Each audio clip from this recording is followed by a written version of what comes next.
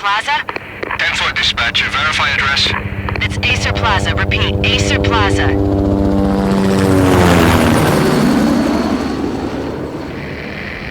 Shots fired on the rooftop. An assault in progress at Acer Plaza. Repeat, an assault in progress.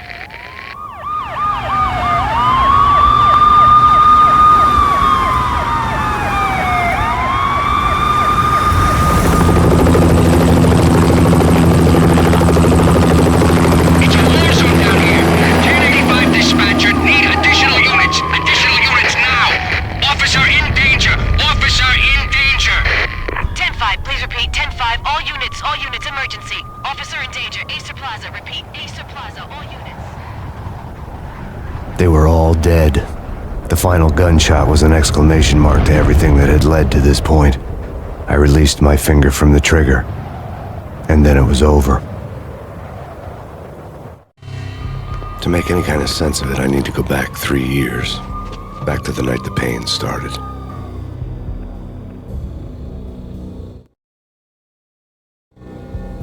I was still on the force back then. NYPD, Manhattan, Midtown North Precinct, Hell's Kitchen. So when are you coming to work for me, Detective Payne? You'd make me work undercover in some hellhole. Sorry, Alex. Michelle and the baby come first. See? My last smoke. It's bad for the baby. That's you, Max. A regular Boy Scout. See, Alex. Still on for poker Thursday night, right? Like taking candy from a baby. Life was good. The sun setting on a sweet summer's day, the smell of freshly mowed lawns, the sounds of children playing, a house across the river on the Jersey side, a beautiful wife and a baby girl. The American dream come true. Honey, I'm home. But dreams have a nasty habit of going bad when you're not looking. The sun went down with practiced bravado. Twilight crawled across the sky, laden with foreboding.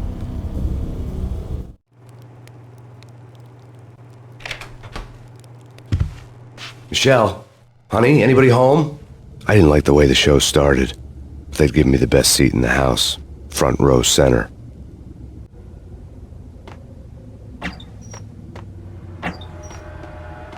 What the hell? Something ugly had been tattooed on the wall, a map of things to come. It was a poison syringe, a magic tag full of diabolical meanings.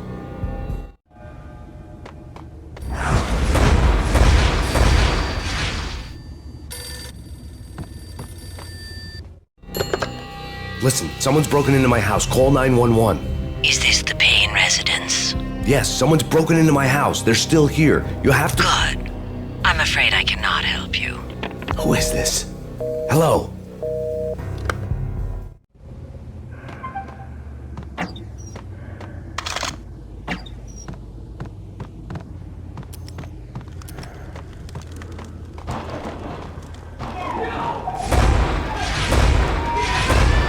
Michelle!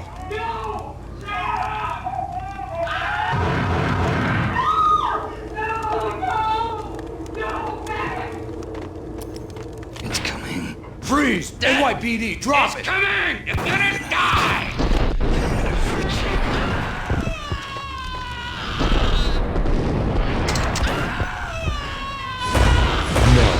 No, please God, no.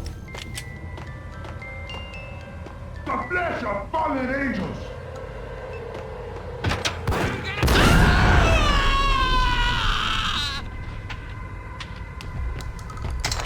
No, God, no, please, Michelle. Oh, baby.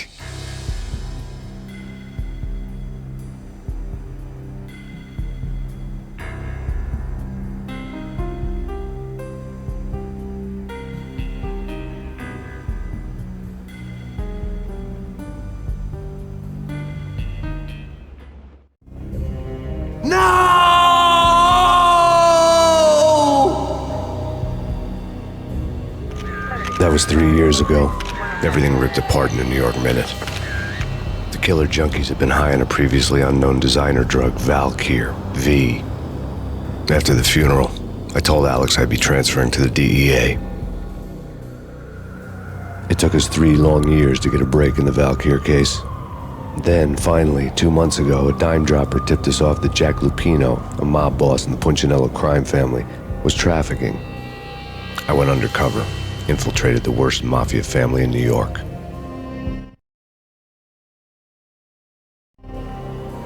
I came in from the cold and the dark. Outside the city was a cruel monster.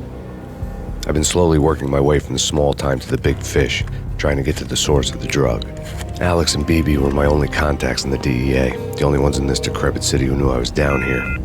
BB here. Something urgent has come up with Jack Lupino. You need to meet with Alex immediately at the Roscoe Street station. I hadn't had a face-to-face with Alex since I'd gone undercover. Outside, the mercury was falling fast. It was colder than the devil's heart, raining ice pitchforks as if the heavens were ready to fall. Everyone was running for shelter like there was no tomorrow. It didn't get any better when I got to the subway. The feeling hit me like a point-blank shot straight in the face. Something was not right about this. My Beretta stirred nervously under my coat, but the train doors had already shut behind me, and I was in for the ride. Next stop, Roscoe Street Station, and Alex.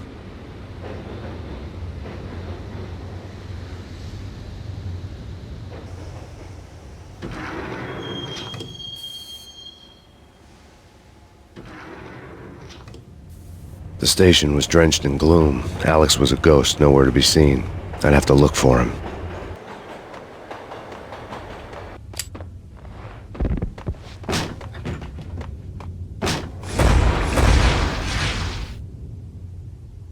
Death was in the air at Roscoe Street. I'd have to find Alex fast.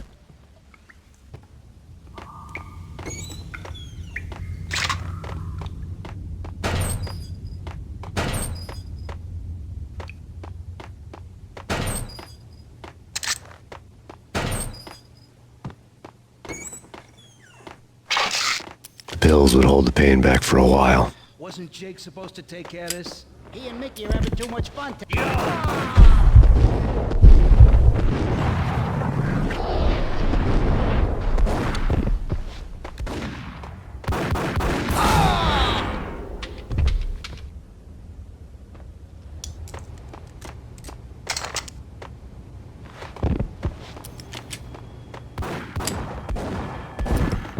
Yeah, he's dead, all right.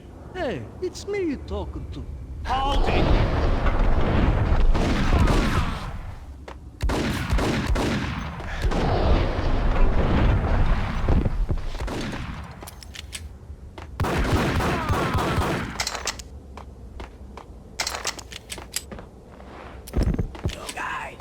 Yo, guys! Hey!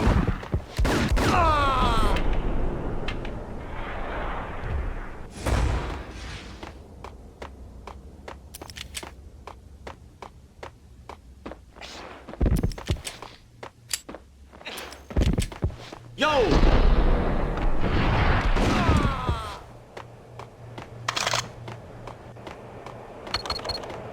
The security panel let out a mocking cackle. I'd need the right code. Right. Yo!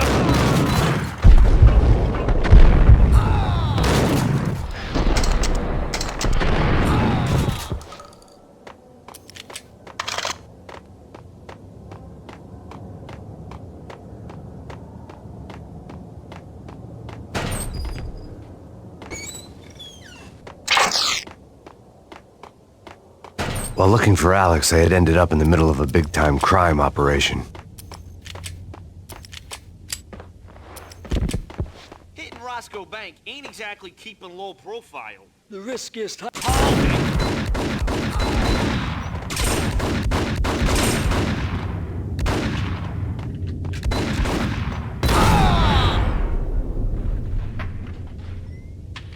The gate was locked. I would have to find another way to get to the tunnel.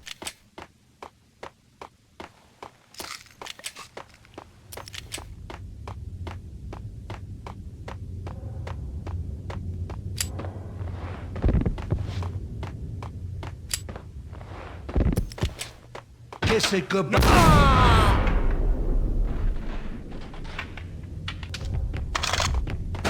You saved me, man. What's going on here? A massacre. These armed thugs just appeared from nowhere. We need to get help. I can make the call from the control room 1 floor up. Can you take me there? Sure, sounds good. Follow me.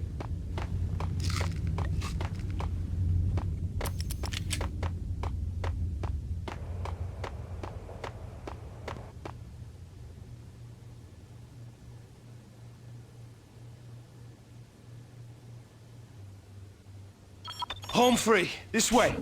Look out!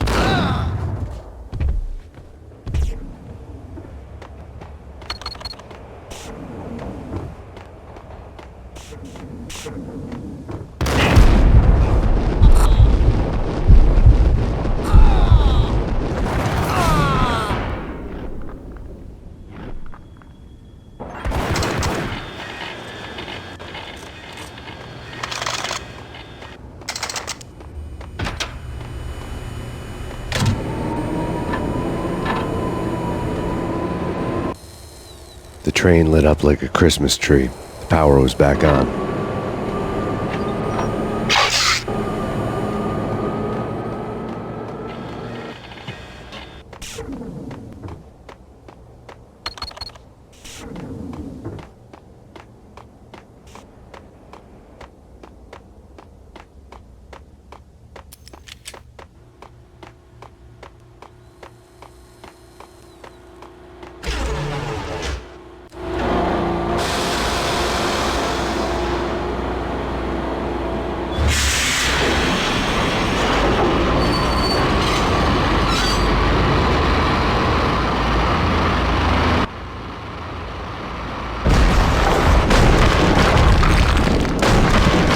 So much for being subtle.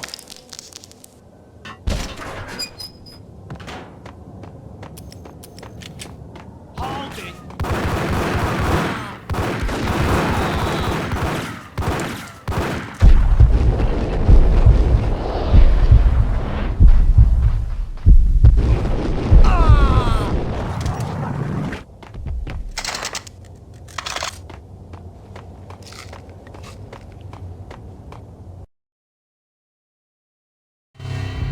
The rusty door led to an abandoned part of the station, closed off since the early 40s. Something big was going down at Roscoe Street. Maybe that's why Alex had wanted to meet me here. Maybe not. One way or the other, I was gonna find out.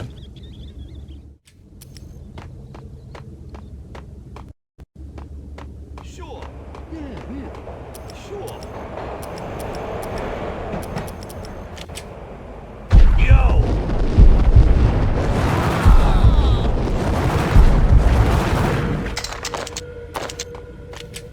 Hey!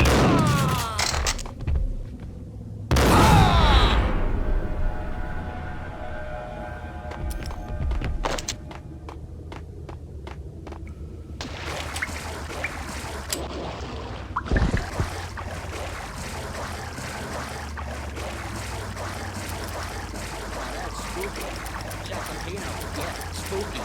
But also, it's like the failure count is rising. Yeah, I wouldn't joke about it if I was you.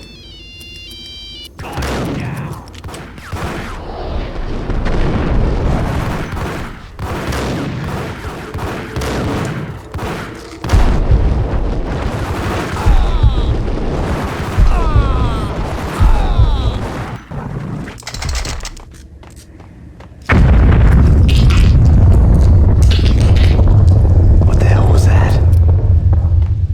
Hold on here.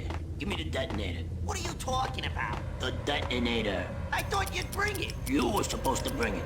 Yeah, right. Hey! The door had been welded shut ages ago and the bomb was missing a detonator. Damn!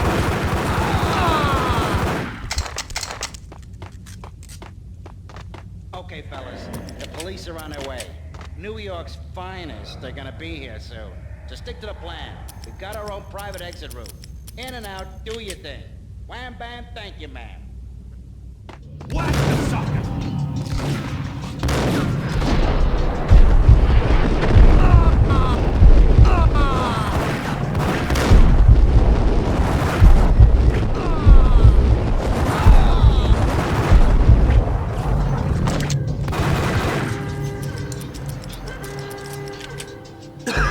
What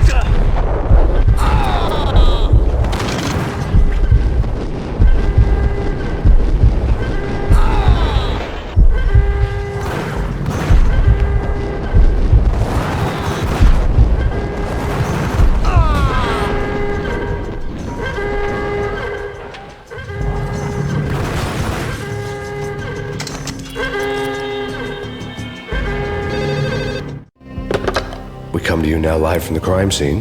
Who is this? Right back at you. This is Deputy Chief Jim Bravura from the NYPD. You are to cease your criminal activities and surrender immediately. Sure thing, Jim. Me and the boys have been talking and everyone's real sorry. They'll never do it again. Who the hell is this? Being placed at the scene of a bank robbery wouldn't have tipped the odds in my favor.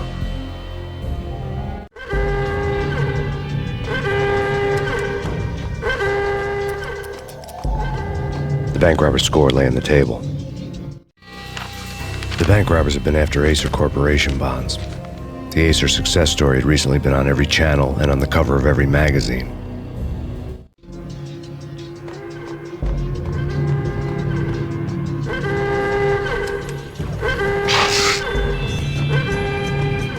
The bank robbers had left their tools on the table. Judging by the detonators, the crooks had bought enough explosives to send Lady Liberty into orbit.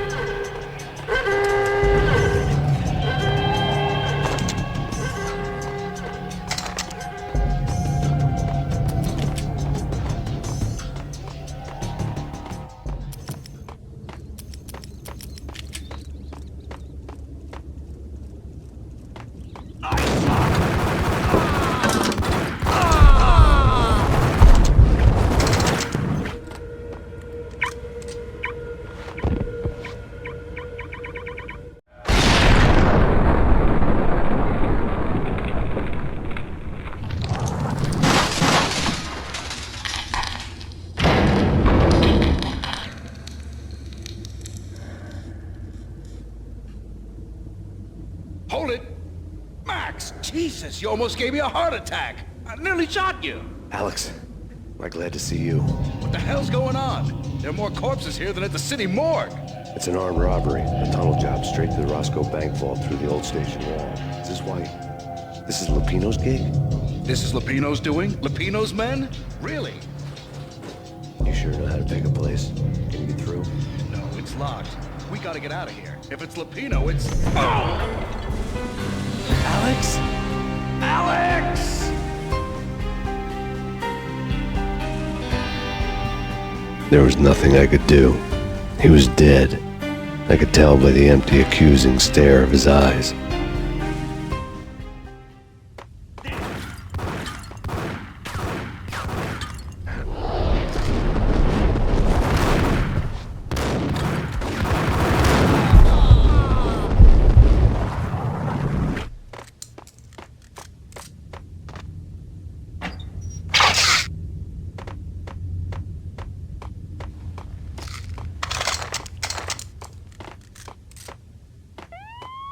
Let's get the hell out of here!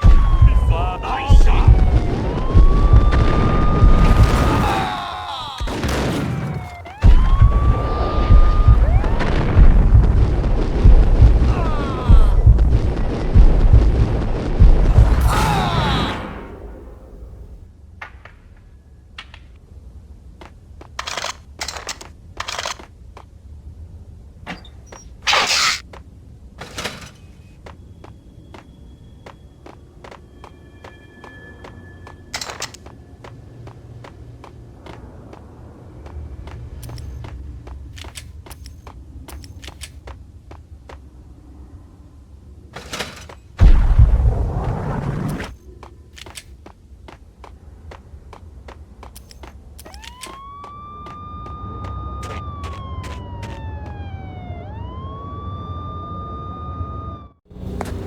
Alex had kept me relatively sane for the past 3 years.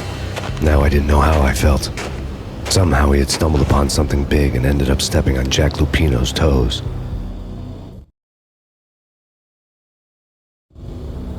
Lupino ran his racket of sex, drugs, and contract killings from a sleazy hotel in a slum block of tenements. The NYPD was closing in. I could hear the sirens. Their wail was a crescendo.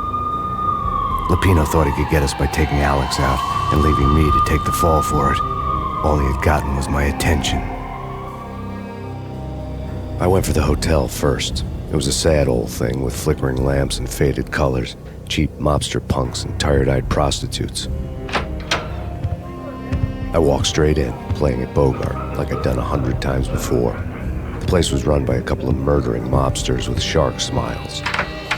The Finito brothers. Ladies and gentlemen, it's the pain in the butt. Pain to the max. You're killing me. Did you make that up yourselves, or you get some wino downstairs to come up with it? Don't answer that. A rhetorical question. I got something for the boss. Lupino around? That kind of depends on who's asking. A friend or a junk squad plan. Don't answer. It's one of them, how do you put it, rhetorical questions. Lupino ain't here, but he says bye. Lupino wasn't in his cheap hotel. Instead, I ran into the Finito brothers. My cover had been blown. The door slammed shut behind me, and then I was dodging bullets like raindrops. Pain in the butt. Ha-ha! Pain to the max. Junk squad pig. Thinking of Marble City for you. Eat first and lay down. Swing it at.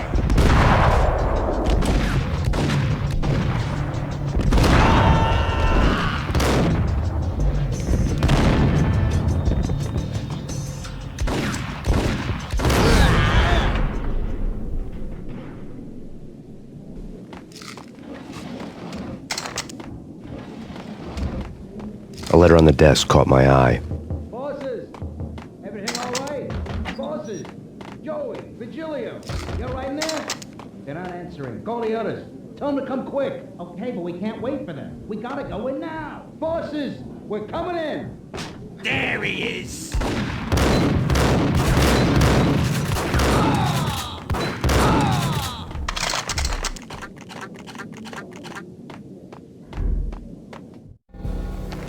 I had met Lupino only once. The gangster ran all his rackets through his right-hand man, Vinny Gagniti.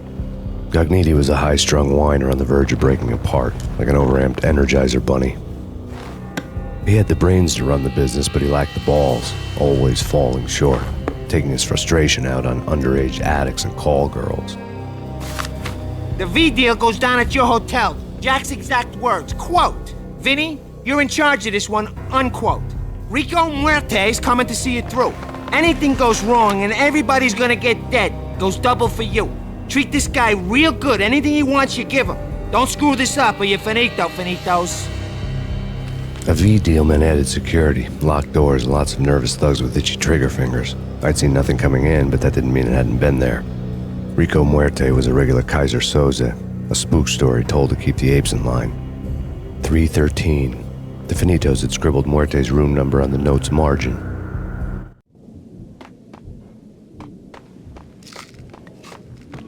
Getting out was not going to be easy. The staircase was locked and the elevator had been busted for a decade or more.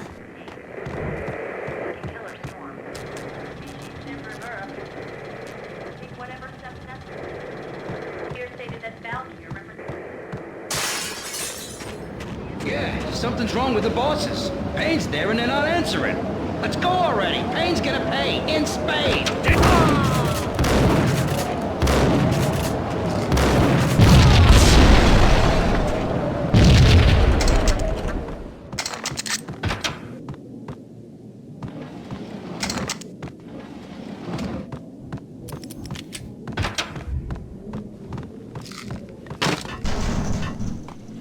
Hold it!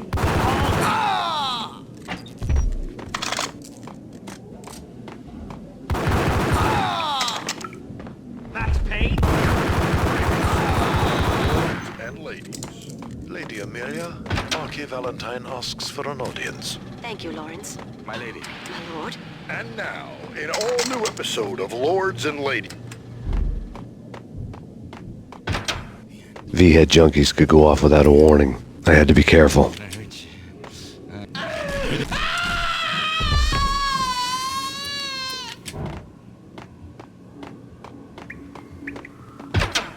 There he is!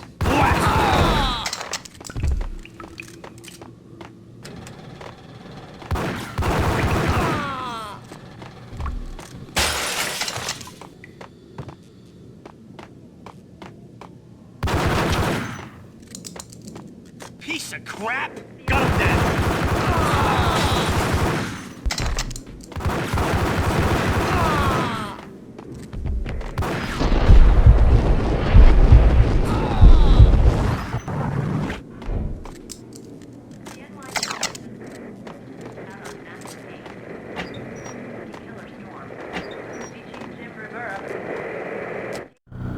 Tonight, the city's fight against the nightmare drug Valkyr took a turn for the worse, as DEA Special Agent Alex Balder was found brutally slain at the Roscoe Street subway station.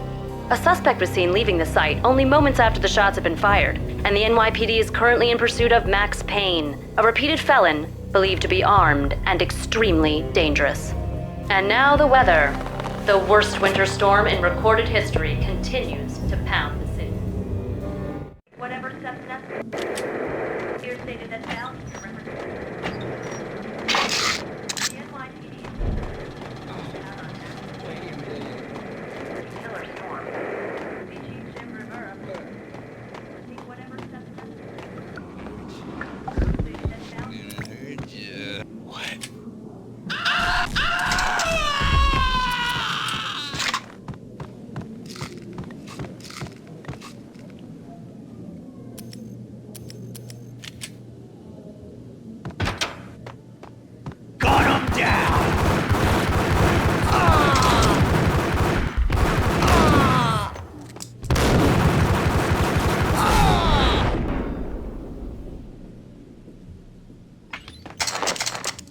I'd found Muerte's room.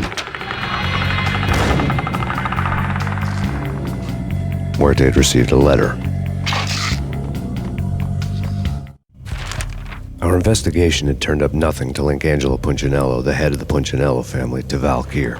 All tracks had ended with Jack Lupino. The letter in Muerte's room was signed by the Don himself. It was the first hint that the Kingpin knew what was brewing inside his syndicate. The trouble you got into after the Chicago screw-up. The Punchinello family bailed you out. You have been waiting for a chance to pay us back.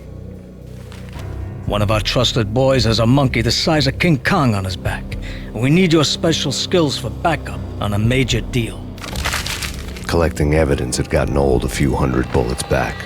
I was already so far past the point of no return I couldn't even remember what it looked like when I had passed it.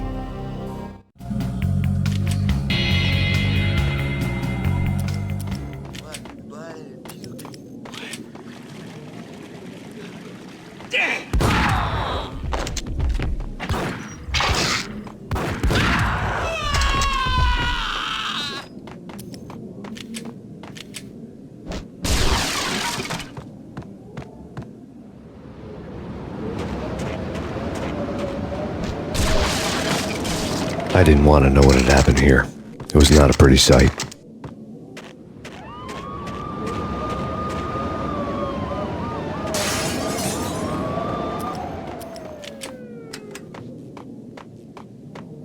Sure.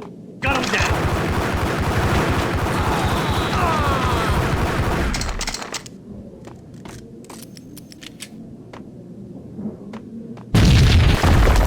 What the? Hold your gun. Hold it.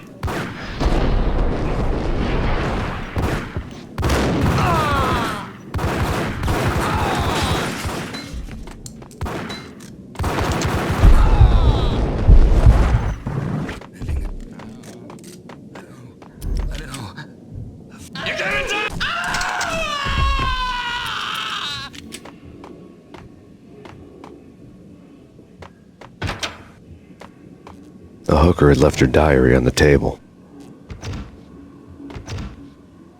The diary belonged to a hooker named Candy Dawn. The read would have made a vice cop blush. Had talks with the mystery hag over the phone again. Sent her the latest One-Eyed Alfred tape. As long as the hag keeps paying for the tapes, the old man could come every day for all I care. She had a nice sideline, making secret X-rated flicks of her clients and selling them to the highest bidder. It would get her killed if her V-fix for the day didn't do it first.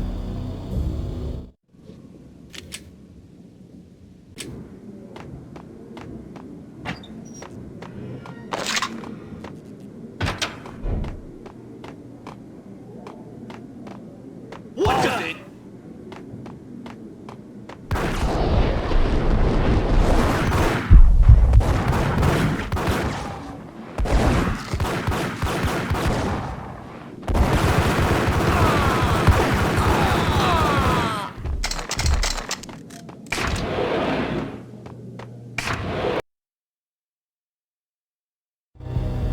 The old service elevator rumbled down to the bowels of Jack Lupino's hotel.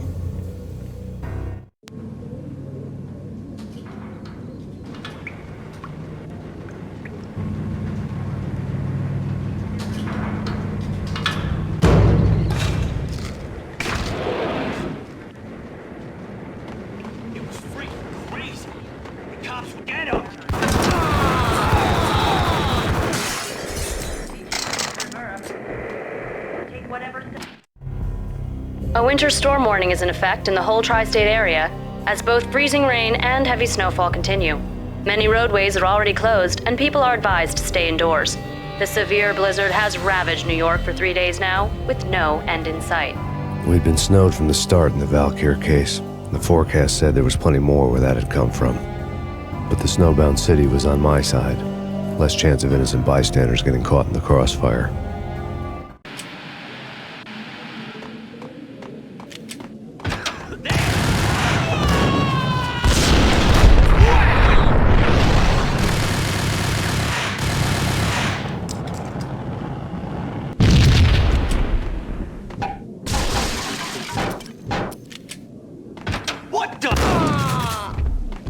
Exhibit number 1, a newspaper.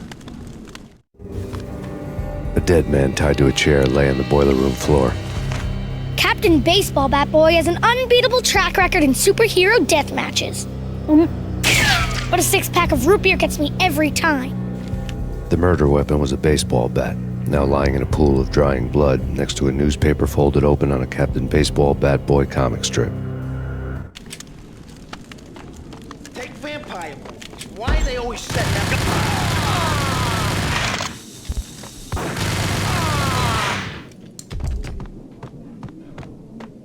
Chill with the guns. Trust me, you don't want to piss. There!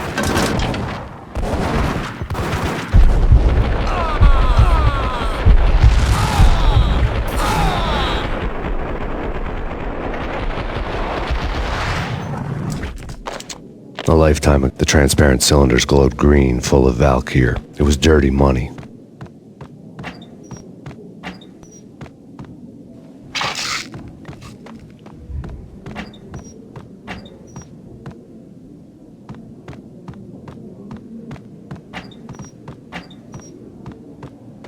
There was a key on the table.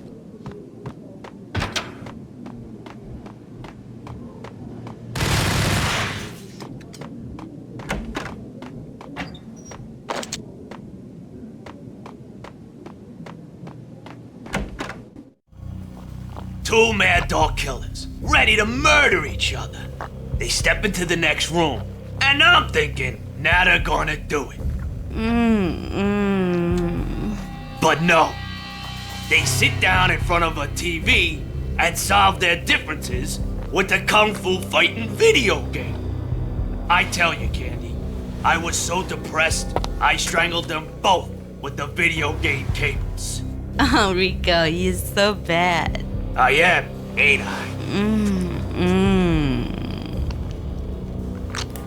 Rico Muerte, big-time hustler. Who the hell? It's that cop. Muerte went for his gun.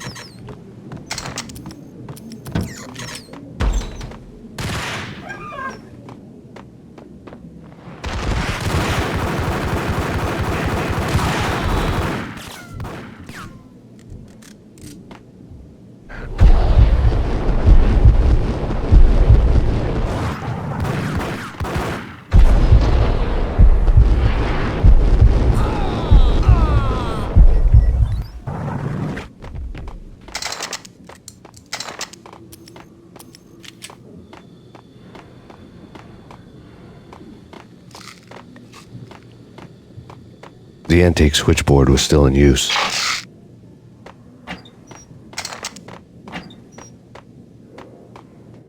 There was an old telephone switchboard in the back room of the reception area, the kind that made phone tapping child's play. It wasn't hard to picture a fat pimp sweating with headphones on, listening to his hookers talk dirty and fake orgasms over a web of party lines, the blood veins of New York. Right now, there was a different set of moans and groans going on.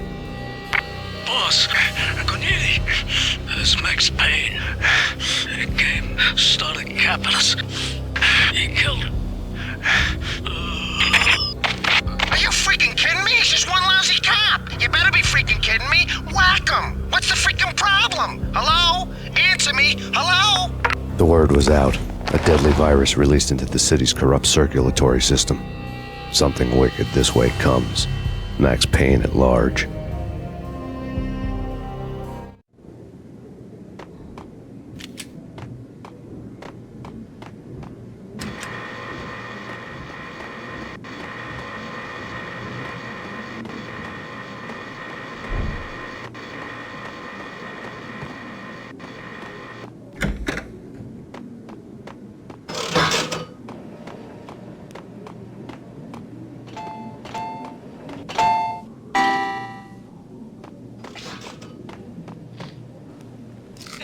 Hold it!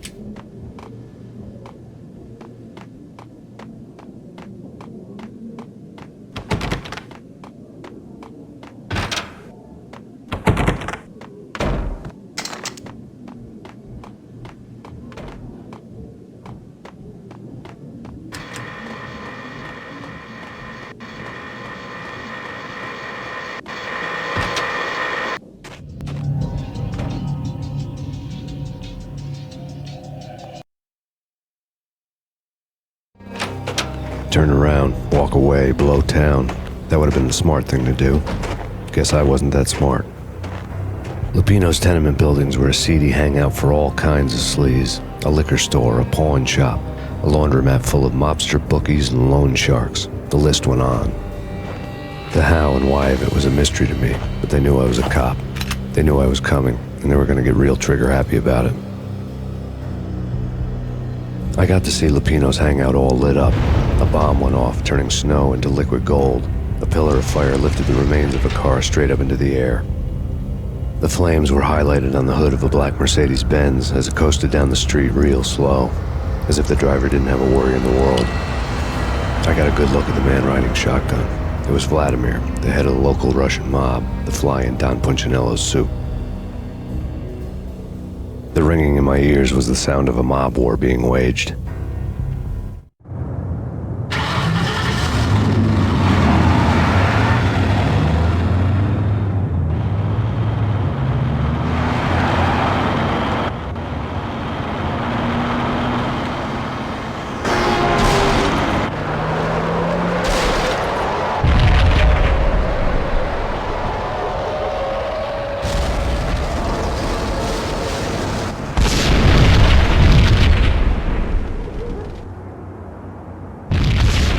Another bomb exploded inside the closest slum building. It was a lucky break. The goons inside were spooked, but luck always came with a price tag. More bombs could still be ticking inside, and the cops would already be on their way. Jack Lupino's suite was on the top floor. At least it used to be, before the explosive makeover. I don't know, man. Hold it!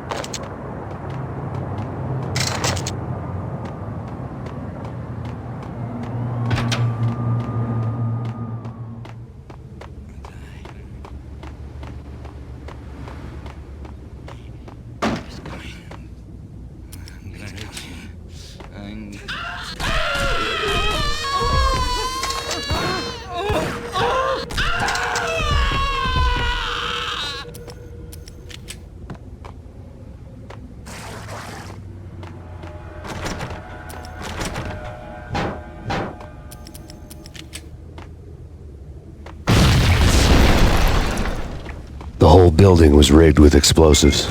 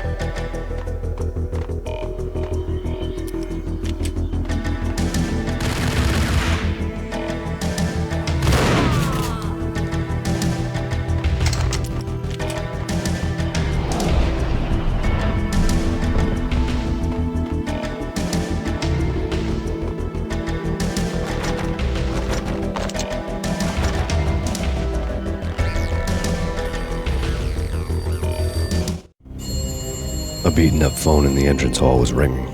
It could have been just a junkie in need of a fix, but it turned out to be something more sinister than that. Am I speaking to Mr. Payne? Who wants to know? My name is Alfred Wooten. You must hurry. The police are on their way. Tell me something I don't know. They know you're there. How? And what's it to you? I will contact you again. The cops arrived, sirens singing in the off-key harmony of a manic-depressive choir. I had a few minutes while the SWAT team would go through their usual routine. By the time they busted in, I needed to be long gone. Max Payne, this is Deputy Chief Jim Bravura from the NYPD. Drop your weapons and come out with your hands above your head. That's me. That's me. Got him down!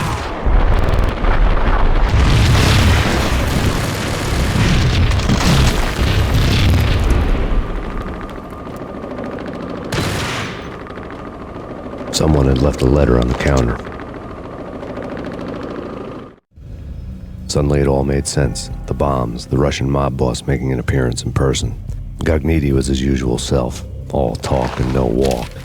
After our hit, the Russian has only a couple of guns left and they can be bought. There's no freaking way he has the guts to try anything after that. As it turned out, the Russian had plenty of guts. One thing you could count on, you push a man too far and sooner or later he'd start pushing back. There was a key on the shelf.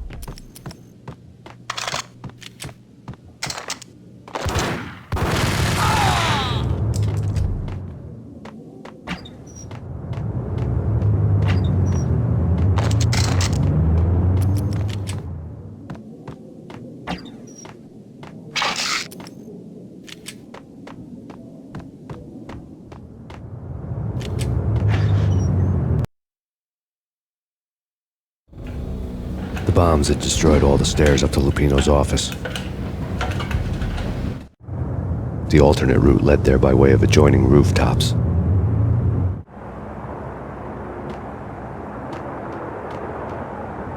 It's never been this cold. Never ever. It's like the sky's falling. Yes, sir. It's the end of the world as we know it. And I don't feel fine. I don't feel anything. Not a thing. I'm freezing my butt off.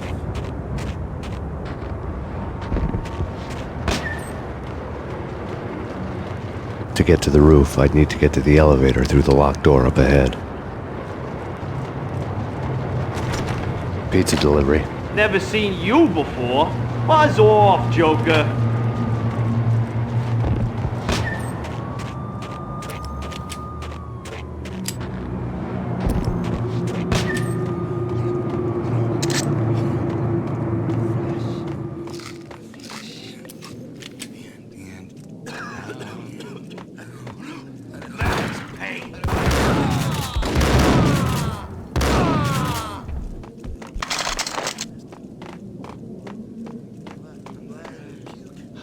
Hold it!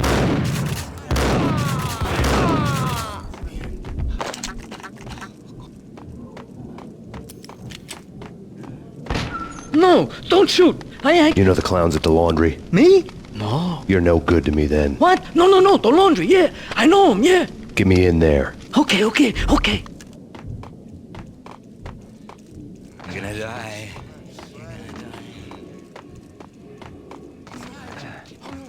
Think I'm dead.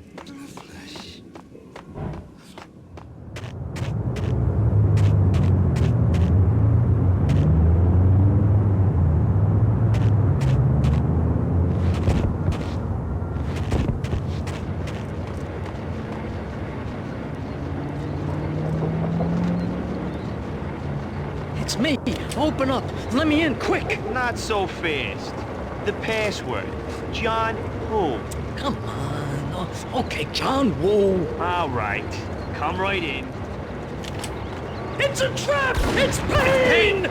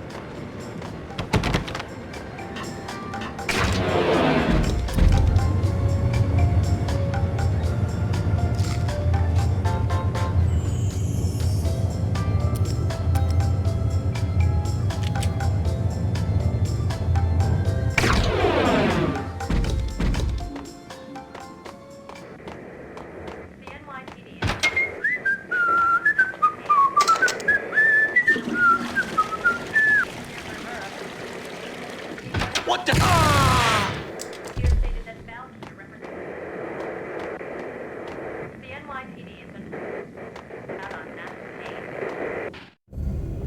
New York City is in crisis tonight, with reports of Valkyr-related gang war in the streets of the Bronx.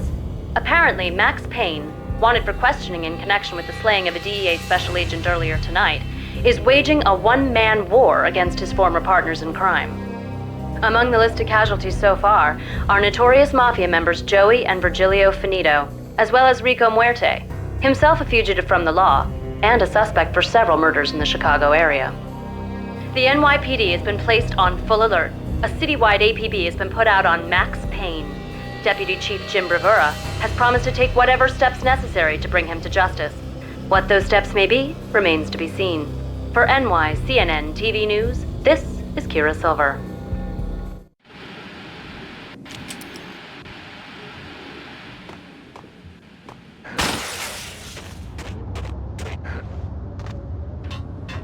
Hold it! On average,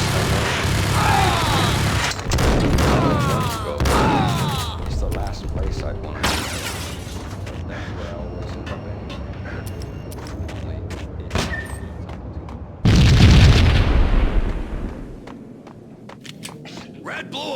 It's always red or blue in the...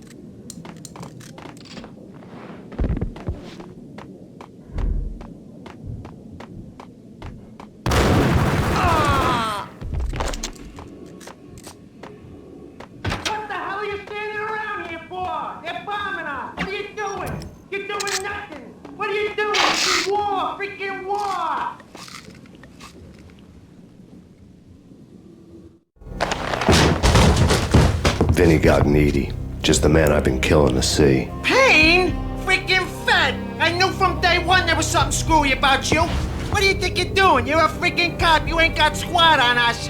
You can't just come in here waving your piece like it meant something. Yeah! Oh my God! Oh God, you shot me! Ah! You're dead, Payne! What the hell are you waiting for, you apes? Kill him! Kill him! With pleasure, boss. Gognitti bailed. I made like Chow Yun Fat.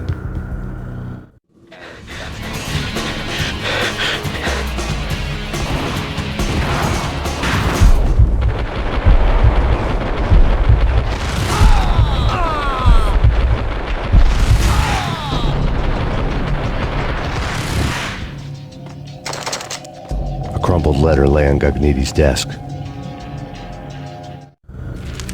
The letter was addressed to Don Punchinello, but Vinny had never had the nerve to finish it.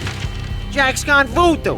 Just the other night, he shot Dino because he wanted to see what his brains looked like splattered on the wall. He's a freaking mad dog. We're running out of men and business fast. Gognitti had been living in mortal fear of his boss. Jack Lupino was a psycho.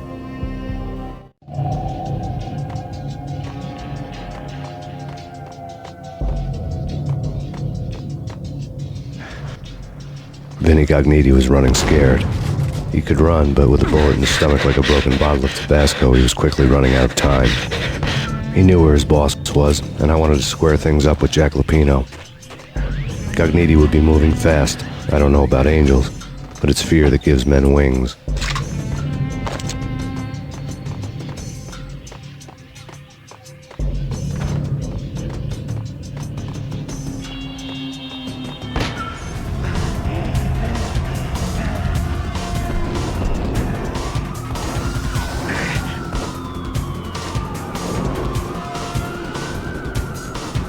Gognitti hitched a ride. To catch him, I'd have to follow his lead.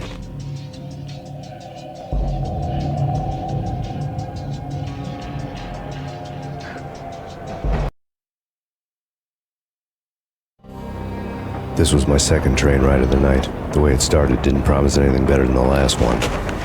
Freezing wind tearing at my face like sandpaper and razors, ice hard and slick under my hands and feet. And somewhere in the background, the wail of sirens, the city howling after me. New York sped by in fast forward. Dark rooftop water towers and a dead forest of antennas and chimneys, all a blur. When the train he was riding slowed down, Gognitti made his move.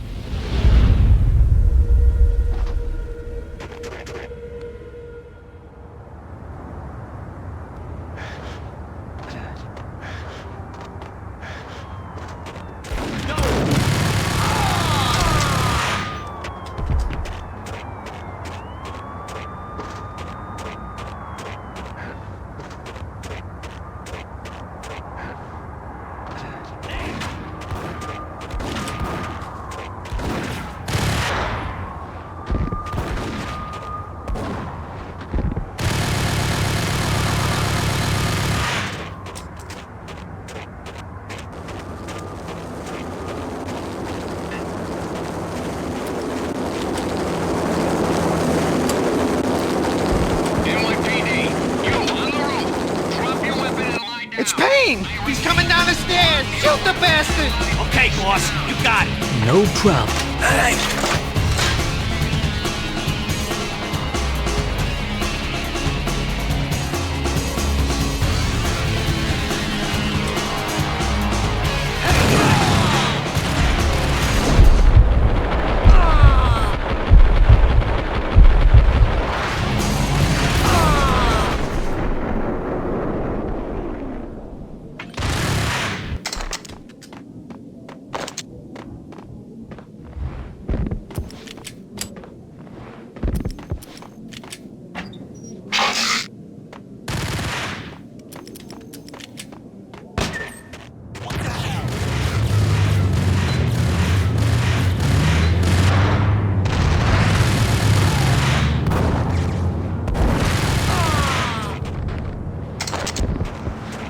What the hell?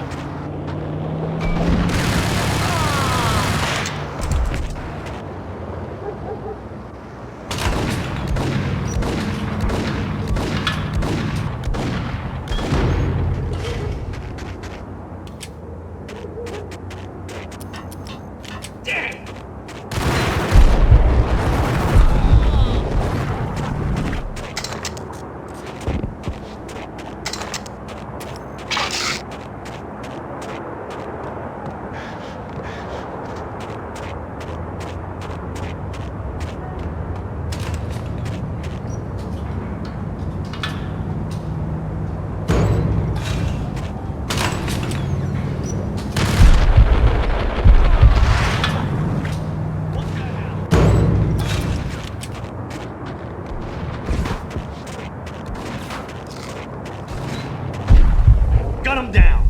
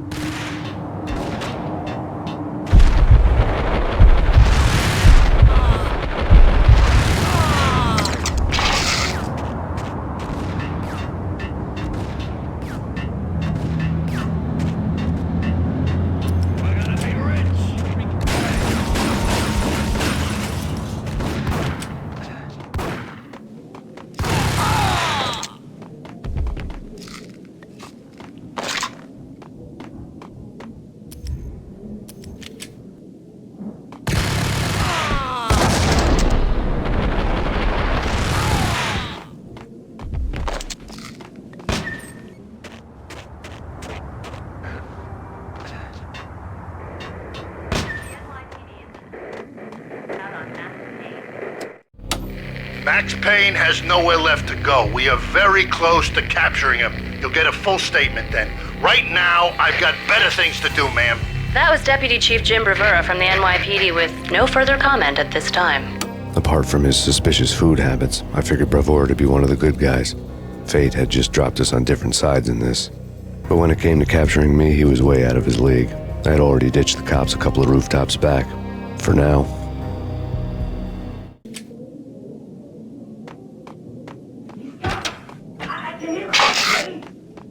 Keep your guns pointed at the door. Okay, this is it. Any moment now, Payne's gonna bust through that door with murder in his eye. What the son?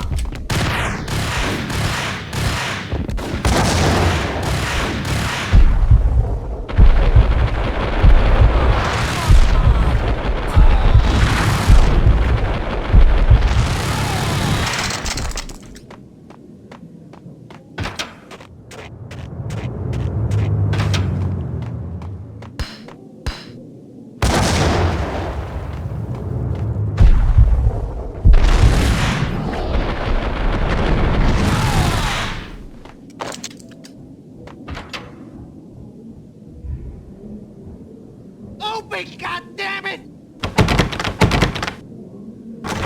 Payne! I'll kill you, you lousy freaking cop!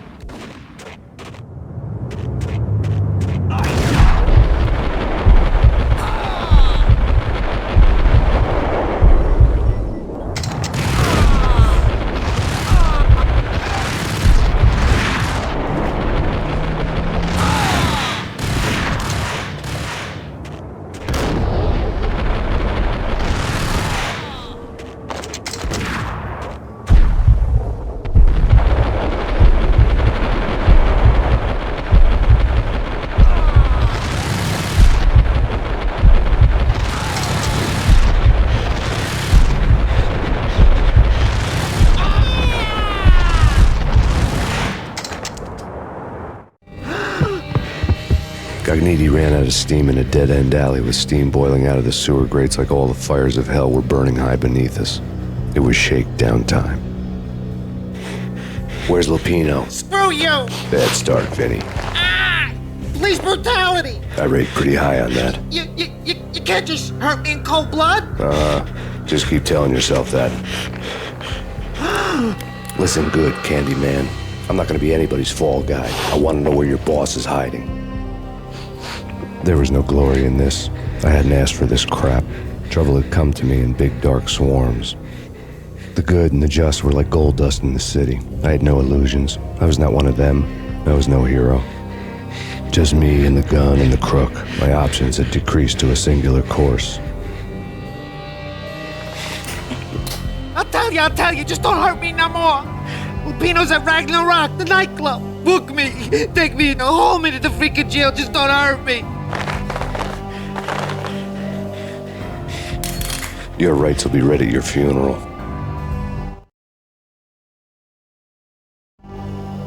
Ragnarok was Lupino's private nightclub, a den of drugs built into an old theater. I knew what waited inside.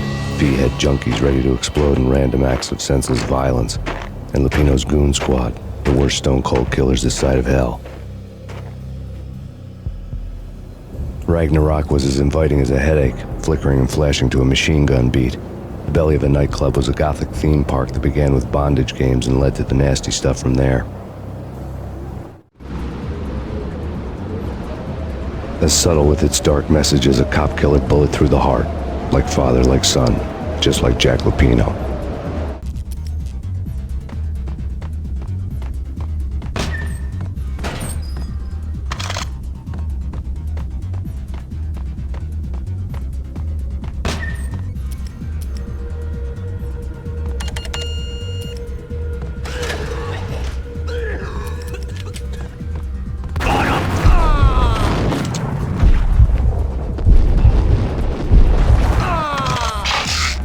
The book had never been a bestseller.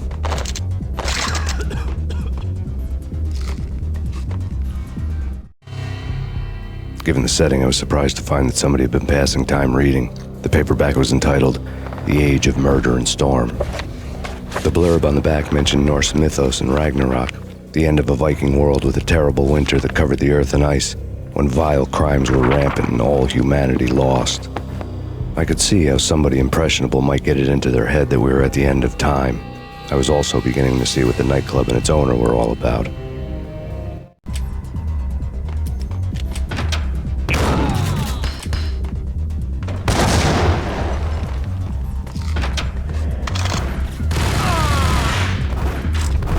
What the?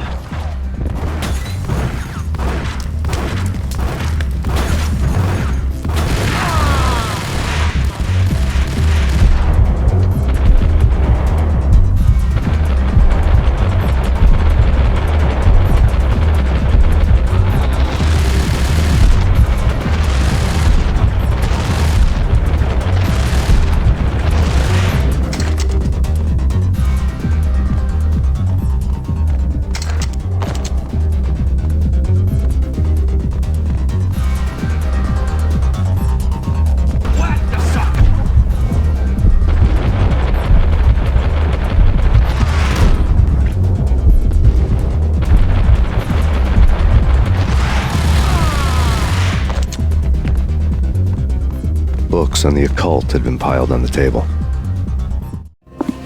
The room was stacked with light reading, such as Necronomicon, Witchcraft, and Paradise Lost. Old exotic titles like Malleus Maleficarum and De Umbrarum Reini Novum Portus. Books with pentagrams on their covers, all dealing with the occult and the infernal, lying between stacks of horror videos and a couple of Ouija boards. The only thing I could take seriously was the thought of Lupino taking it seriously.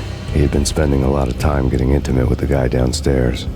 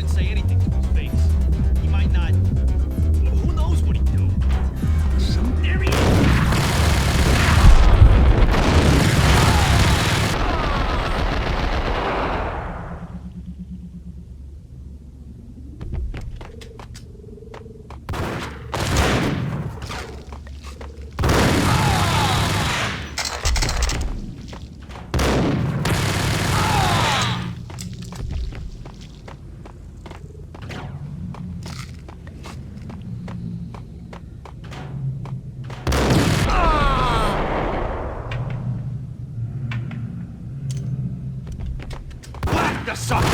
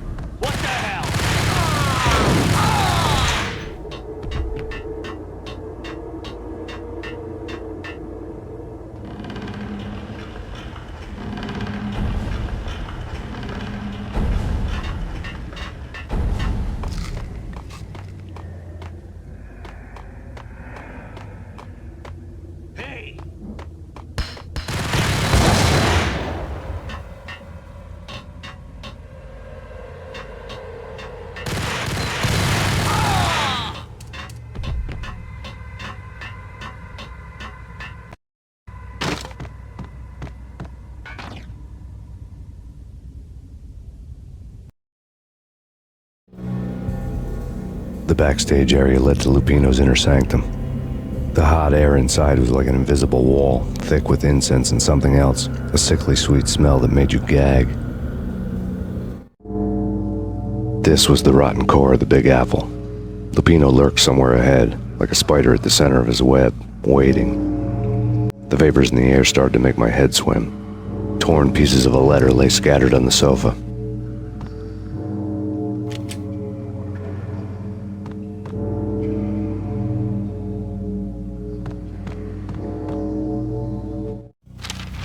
Punchinello had threatened Lupino in writing. The note had been torn to pieces, bloody fingerprints all over them. Don't want you to think that one of my boys is not playing with a full deck. Shape up, Jack. We are running a business here. I'd hate to send the trio to strong-arm you. The trio were the Don's notorious henchmen. It was obvious that Lupino hadn't been intimidated by the threat.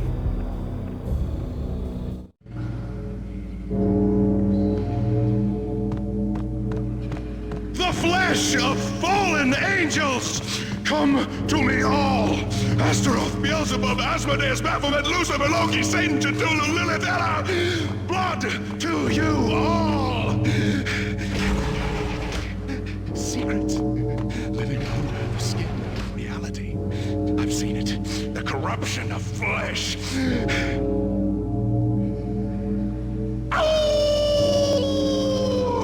I'm the wolf! I am the wolf! It's close. It's coming. You have come. A witness to the end of time. It's now! I will rise to her side! I don't need the words! I'm beyond the words!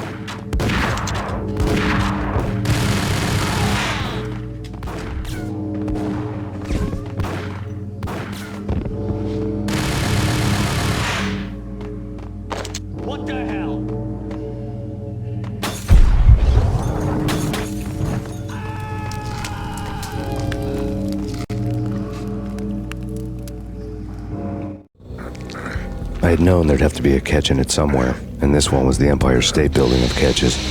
Lupino was pumped up and dying to go 15 rounds with a mutant alligator. And then he started this spooky monkey talk, straight from a bad dream. Mine. I have tasted the flesh of fallen angels. I've tasted the devil's green blood. It runs in my veins. I've seen beyond a world of skin, the architecture of blood and bow and arrow. Death is coming! She is coming, and hell follows with her. This is the twilight winter. I am ready to be her son. Her time is now, and all who stand in her way must die!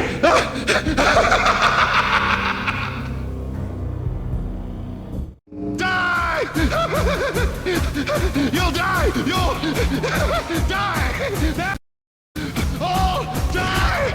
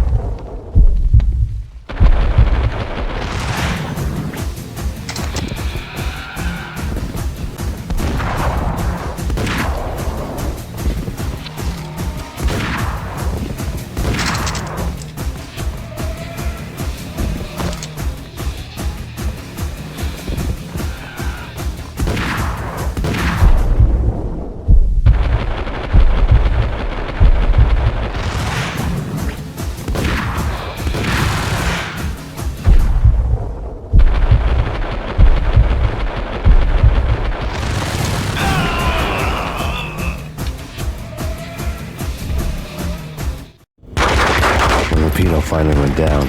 I wanted to make real sure he'd stay that way. He was a bad monster. Turned them into friggin' zombie demons from outer space. I think he's dead already. Huh?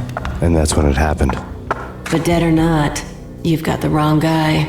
In stepped this knockout femme fatale holding a gun to my face. I returned the favor. Lisa Punchinello. Lisa Punchinello was the Don's wife. Mona Sachs. Lisa's evil twin. Your safety's off, evil twin. You might hurt someone with that gun of yours. Lisa's the damsel in distress. I'm the professional. I'd blow you away without batting an eye. Sure, and you can check out my credentials splattered all over this joint. Jack couldn't have framed you. Not the state he was in. We're after the same slime bag. Angelo Punchinello's the one who murdered your friend and framed you with it. You know this for a fact? I've got my sources. I don't have a clue these days. I just shoot them as they come. Who put a contract on the Archfiend? This one's mine. I hate the guts of that sadistic wife-beater. Why not pool our bullets for this one? I thought you'd never ask. My finger was starting to twitch. How do you like your whiskey? I'm easy, as long as you don't try to slip me a Mickey. You're a real angel, Max. It was good stuff. Tasted sweet as honey going down. Nothing personal. Can't risk you going berserk and getting Lisa killed.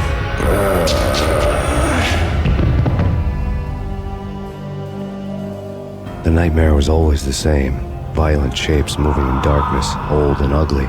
The killer's mad laughter was a riddle filled with wicked innuendo.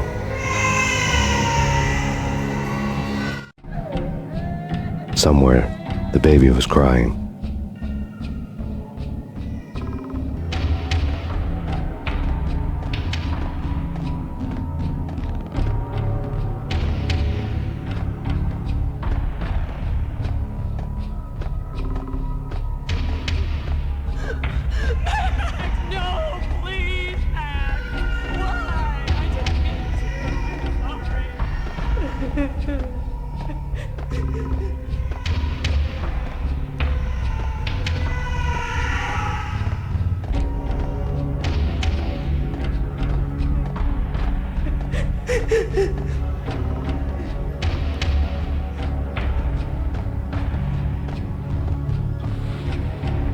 Should've known it when we found you snoring next to Lupino's corpse. A comedian, huh? The pictures were filled with good old times. Alex and I had a few moments of glory between us. Crime-fighting comrades, the best in NYPD DEA collaborative team. Good-hearted macho bullshit like that. I would have given anything to have him here as my backup. No such luck. No luck at all. Michelle looked at me from the photo. The Payne family. Happiness captured in a Polaroid moment. I had thought it would last forever. Till death do us part. I didn't want to think about it. As long as I didn't, it could never happen. But I had broken my own rule. The thought had already slipped in. Fear was rusty needles poking at my brain. Cold and scaly, it slithered down my chest.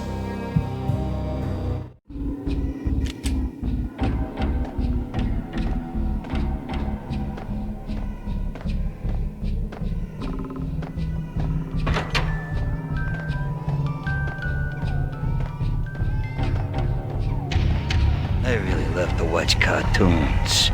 Captain Baseball Bat Boy's my favorite.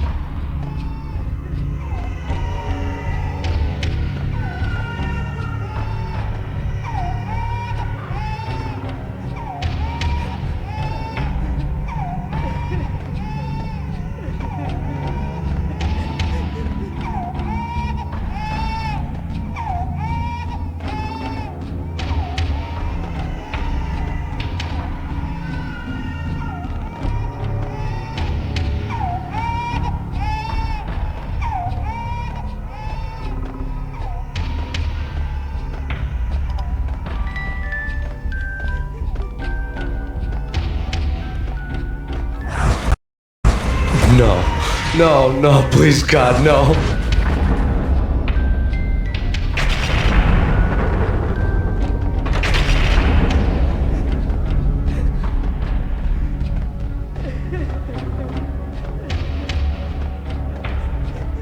You can slice them, dice them, shoot them full of holes, blow them to bits, vaporize them, disintegrate them. No matter what you do, they'll still be back, good as new. Michelle's diary lay on the table. Michelle was working part-time in the district attorney's office. Her diary was open on today's entry, her handwriting all pretty curves. An army dossier found its way to my desk yesterday. Valhalla? Isn't that a Norse myth? Something about Vikings? I tried to tell Max about it, but he was busy, that cute frown on his brow. Guess it's nothing, just a mix-up at the courier service. From now on, I would always find time for her. It was a hollow promise. Too little, too late.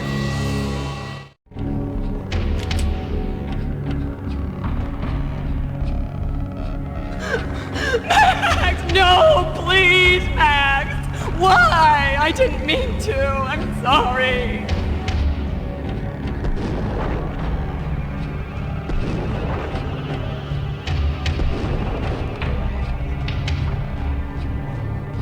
Murderer! You killed her! Nothing like that ever happens in the real world.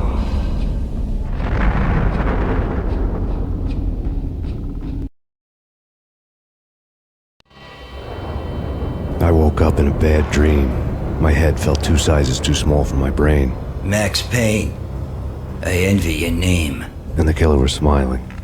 Pleased to meet you. I'm Frankie the Bat Niagara. Niagara, as in you cry a lot? He had a baseball bat and I was tied to a chair. Pissing him off was the smart thing to do.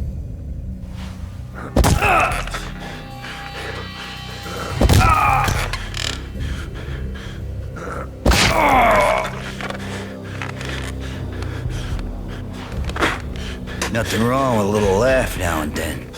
Take me, for example. I love to watch cartoons. Cartoon violence is a fascinating thing. Let's take a break. I need to take a leak and maybe grab a cold one at the bar. Don't worry. I'll be back to finish this off. And then, it's checkout time. You play, you pay, you bastard. He swaggered out, and the door clanged shut behind him, locks clicking into place. Everyone makes mistakes. Mine hadn't been to crack jokes about the goon with the bat. He'd have cracked my skull regardless. It hadn't even been to trust a girl with a gun. I had blindly gone after the first bad guy on my hit list when I should have been aiming further up the ladder, at the head of the Punchinello family. I couldn't bring myself to be pissed at Mona. Guess I had a soft spot for her pretty face.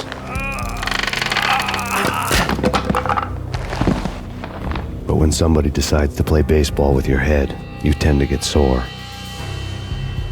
They had dragged me back to the basement of Lupino's hotel. I was beaten, bruised, and blue. I felt like the chair I had broken to get free.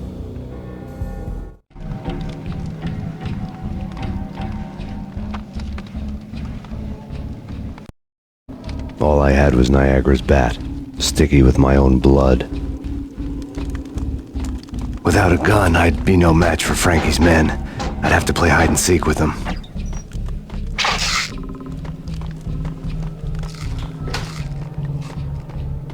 It's Frankie's turf. We'll take care of it. Damn!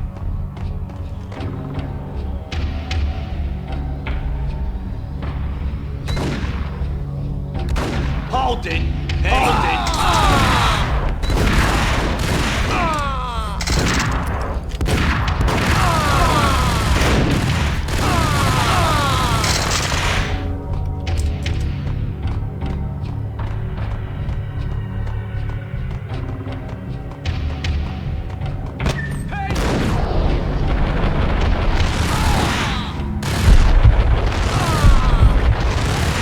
Another newspaper caption for a murder scene.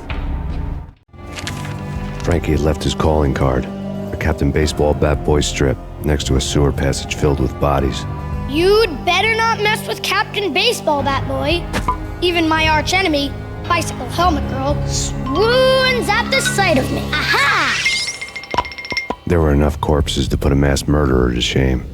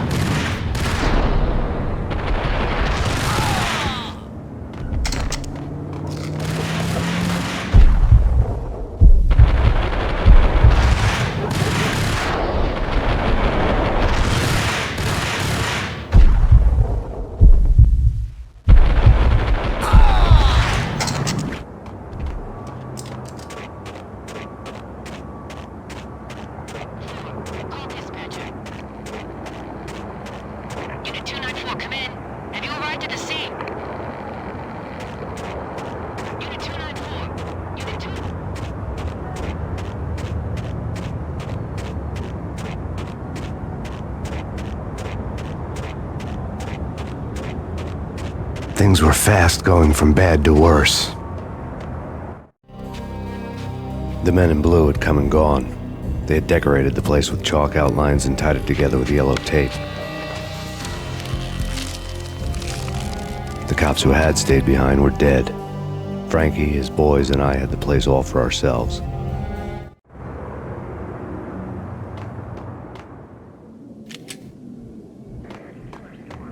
Just forget about it.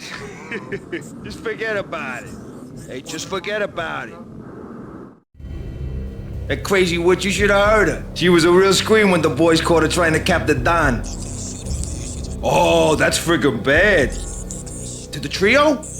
That's even worse than what Frankie's doing to that poor bastard downstairs. She's gonna take a long time to die. The mobster muscle on the phone was talking about Mona. Punchinello's trio were nothing but bad news.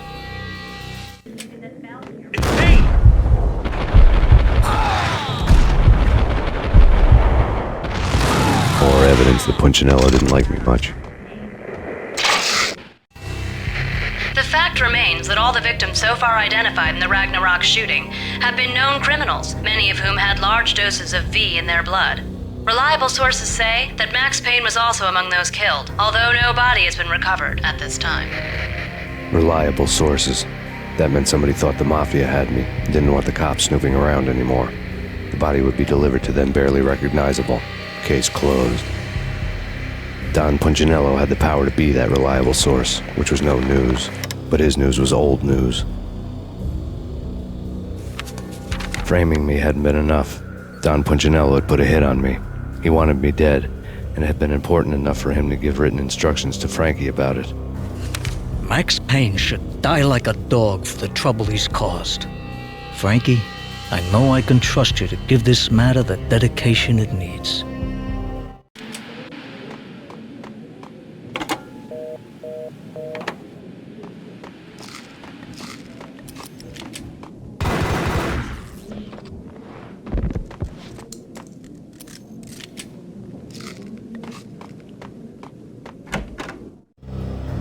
The hotel bar was fast developing quite a history. True to his words, Frankie was there, having a beer. Jesus Christ. How the hell did you get loose? Got bored waiting. Thought, what the hell, we could just as well finish this here.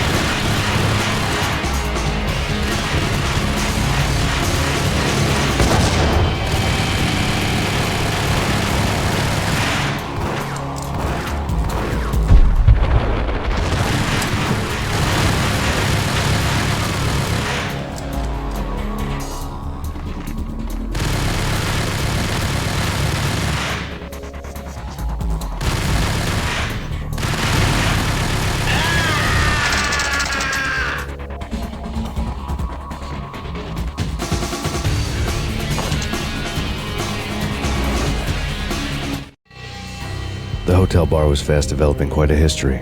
True to his words, Frankie was there, having a beer. Jesus Christ. How the hell did you get loose? Got bored waiting. Thought, what the hell, we could just as well finish this here. Thank you. You've been a lovely audience. Had enough? I don't play with girls anyway. Unfair! I spotted the tail as soon as I left the hotel. A big black Mercedes. I'd seen the car before. That time it had heralded impressive explosions. Vladimir was back. Bang! You're dead, Max Payne. I might have laughed if I remembered how. What's this supposed to be? Cops and robbers? Look, you want something with me? Get in line. Peace, man. Relax. You know you are a real news item. Armed and dangerous. I am going to make you an offer you can't refuse. I've always wanted to say that. It's a bum rap. I've been framed. Well, that's a moot point. Whatever you did or did not do, I'm sure you had good reason for doing it. Want to hear me out? I'm listening.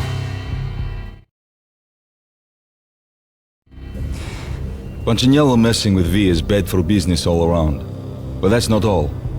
There is this guy, Boris Time, used to pull jobs for me. He's the captain of the cargo ship Charon.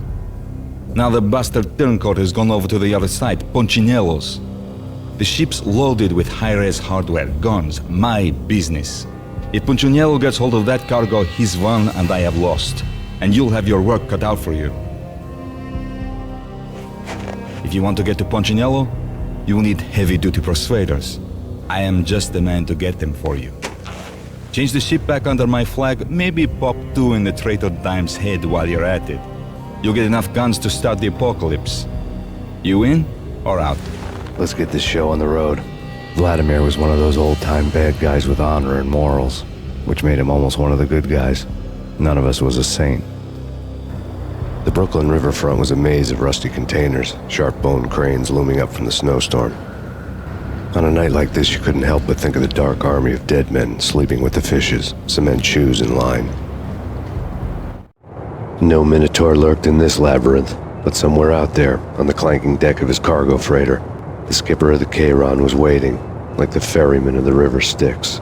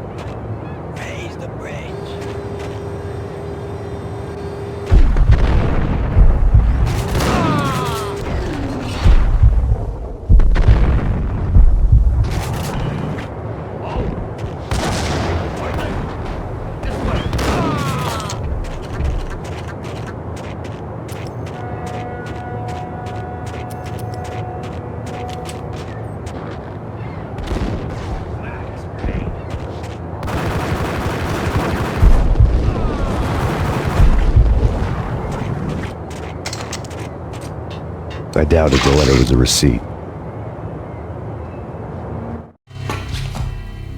Rico Muerte had come to town to do more than just sort out family troubles. Exhibits number 1, 2, and 3. A briefcase of money, a sniper rifle, and an envelope with one word neatly printed on a folded piece of expensive paper. Mayor. It didn't sound like a mafia contract at all. It was too cold and too to the point.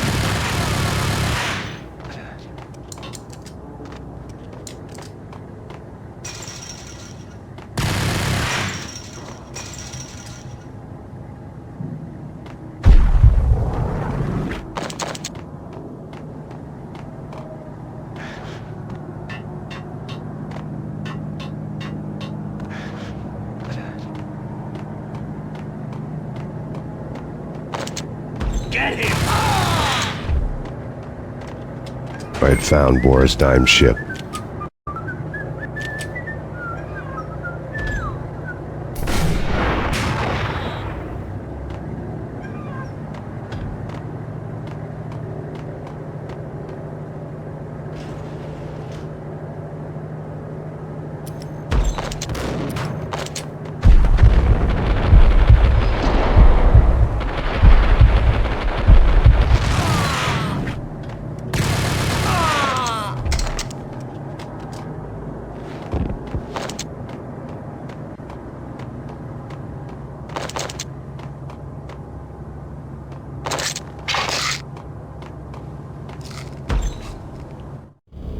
Rust had crept over the sides of the cargo steamer a long time ago.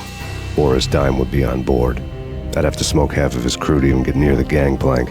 The guns were probably being kept in the hold, buried amidst the rats and oily water.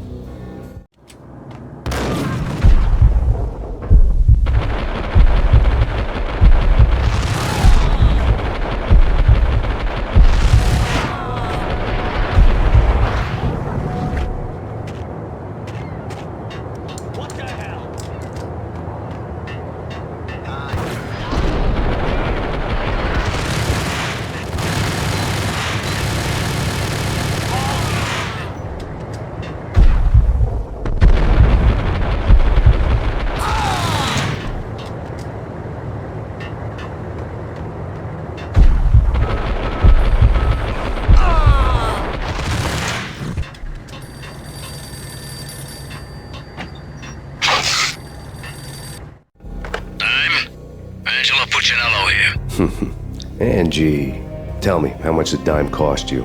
I bet it was more than his name. Max Payne. Right the first time. You're dead, punk. You sure you're not confusing me with Boris here? But you are right, of course. Pretty soon we should get together and have a talk. You son of a... Pissing Punchinello off was a dangerous game, but when people get mad, they make mistakes. I should know. That's where I wanted Punchinello, mad enough to trip over his own feet, preferably into a grave.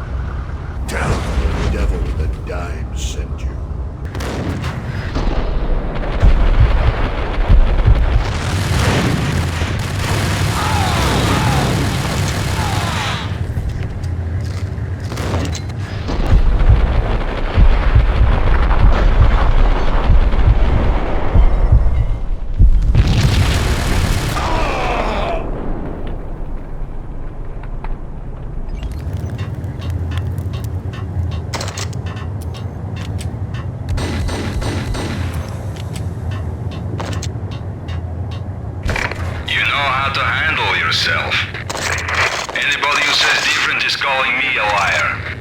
Vladimir here. Collect all the guns and ammo you want. Meet me on the bridge afterwards.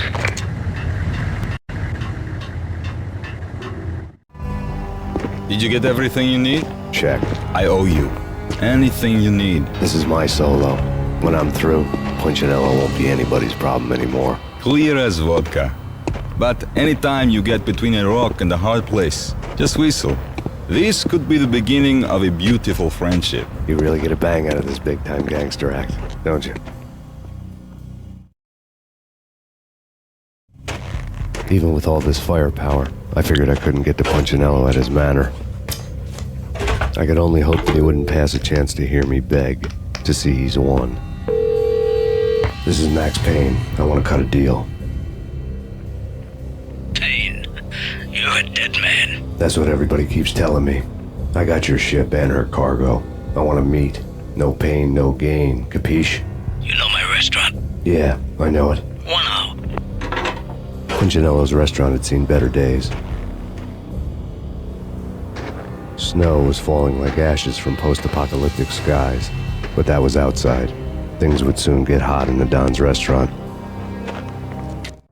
I knew it was a long shot, Angelo Punchinello actually showing up, but there was no crime in hoping.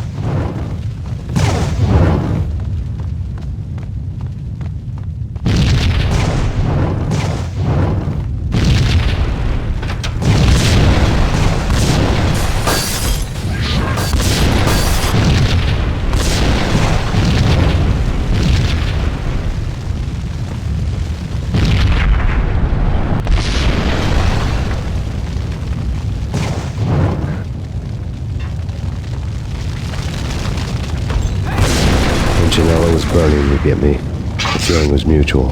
He was trying to put out my flames with gasoline.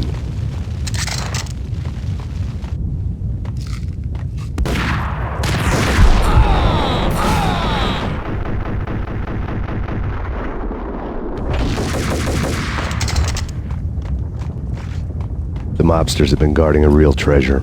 The way out of this disco inferno.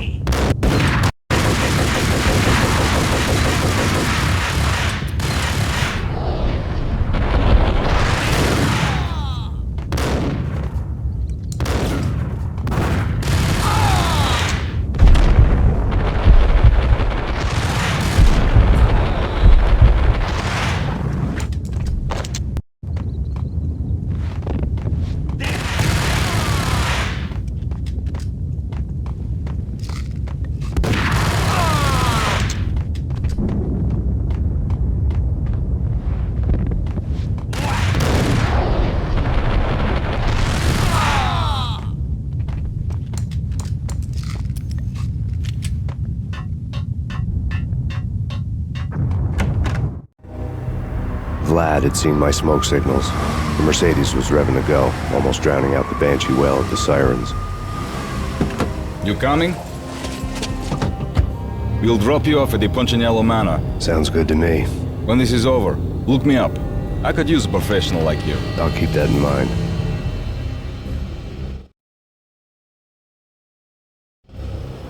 The night groaned with cold.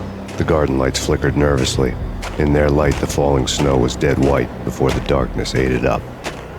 I had heard the stories. The trio were mad dogs. They'd have hung the heads of their enemies over the manor gates if the capo had only let them. Punchinello wanted Payne. He'd see the pain.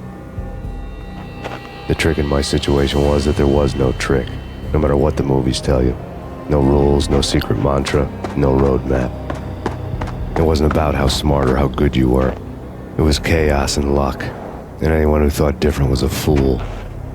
All you could do was to hang on madly, as long and as hard as you could. Someone had graciously left the back door open for me and killed the guards. My money was on Mona. I knew the trio would be standing between me and Punchinello. I had read their rap sheets, thick as phone books.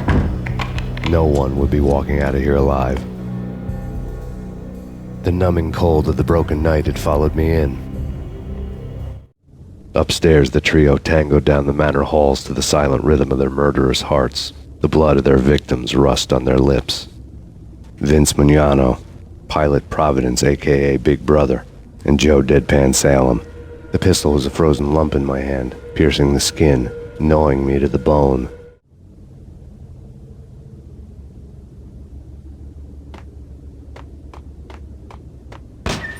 In death, the thug had been promoted to messenger. Someone hadn't enjoyed the Don's hospitality. Someone with a flair for the dramatic. Someone who had let herself out of a locked cell and past a couple of armed guards. My thoughts were on Mona again. I could only hope she was a good enough gambler to walk away while she was still winning, before she'd run into the trio.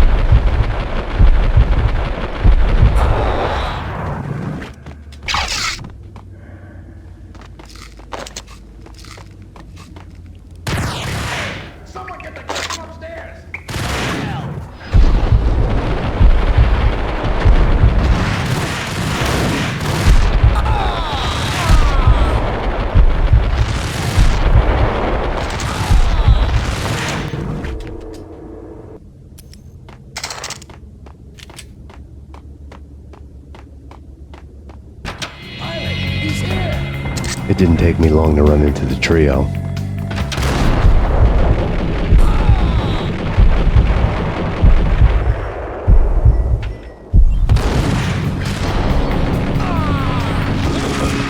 One down, two to go.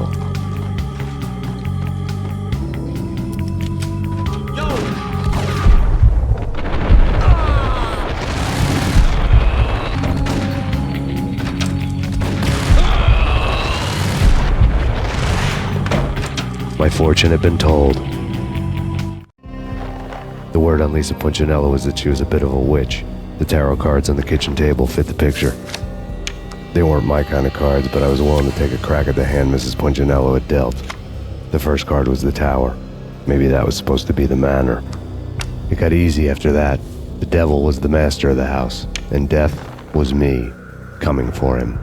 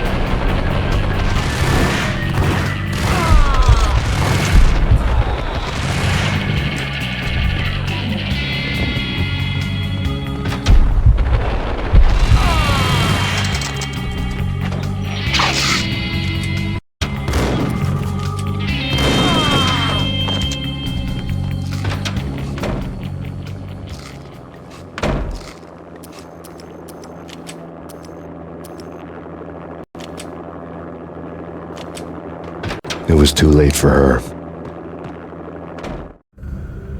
You're a real angel, Max. I couldn't tell whether it was Mona or her sister. The body was a mess. The sick bastard had really gotten a kick out of it. Seeing her lying there got me thinking about another woman's body on another bed. Got me thinking about a fallen cradle.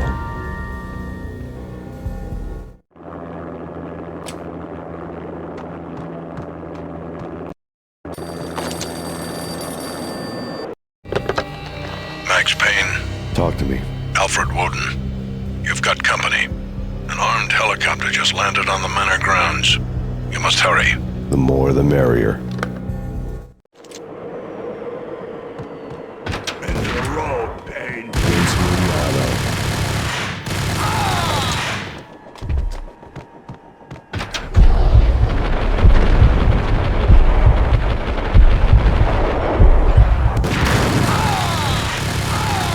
Punchinello's trio was done for.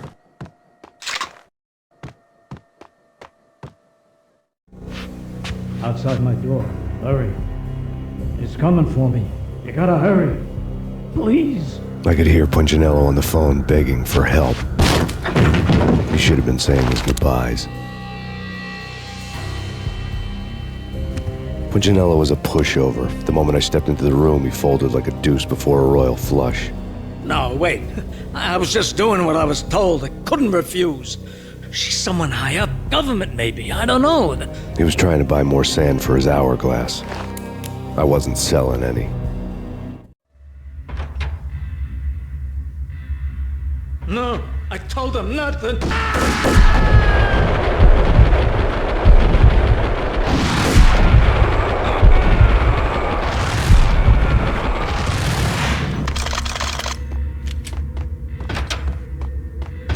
Drop it.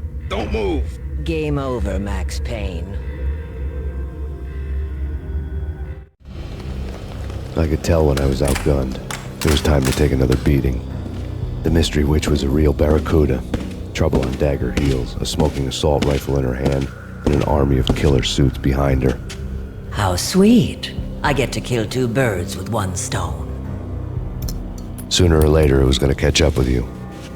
Mr. Payne, it's time to show you the benefits of my brew. Be a good boy now. You'd find that Lady Luck was really a hooker. You were fresh out of cash.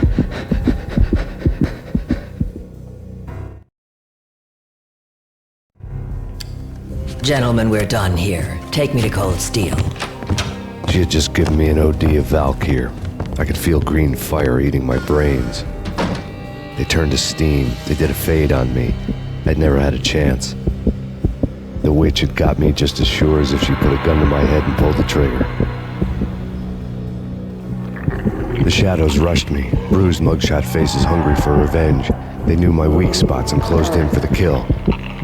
The floor turned into a vortex of green blood. I fell.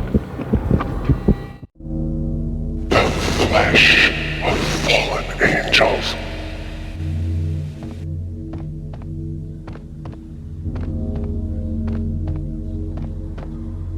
Who's there? Max? Max, is that you? Max? Where are you, Max? Please. No, please, Max, no. I'm sorry. Please don't, Max, no. Please. Max? Where are you, Max? Please.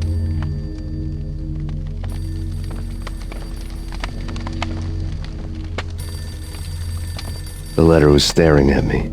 Bartender is shiny stuff and dreams are made of stooped necromancers. He sings like a banana wrist, having strayed too close to the constellations on their shaved skulls. There was a bad line in a prank call. Someone spouting insane babble. I couldn't make sense of it. But I had an overwhelming sense of deja vu.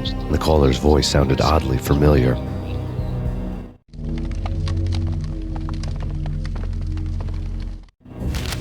There was something disturbingly familiar about the letter before me. The handwriting was all pretty curves. You're in a graphic novel. The truth split my skull open, a glaring green light washing the lies away. All of my past was just fragmented still shots, words hanging in the air like balloons. I was in a graphic novel. Funny as hell. It was the most horrible thing I could think of.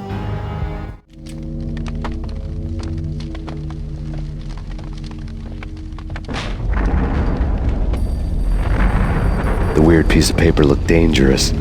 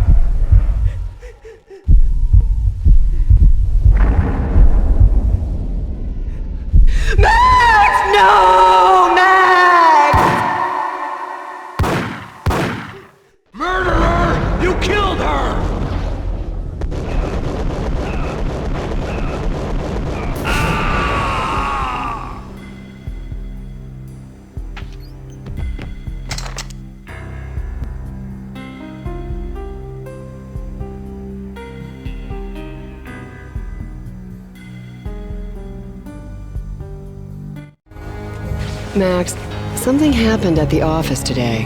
A strange memo. Something about Vikings. Honey, I gotta run. You can tell me all about it this evening. Have a nice day, darling. The bullet holes were rubies on her chest, blood glowing on her ivory skin. She was so beautiful. The killer was smiling. The flesh of fallen angels.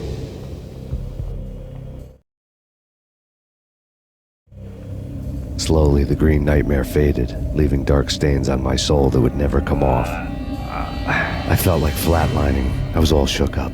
I woke up in a cold sweat, sick and tired to the bone, lying in a puddle of my own puke. The hag had said take me to Cold Steel before it had all gone crazy.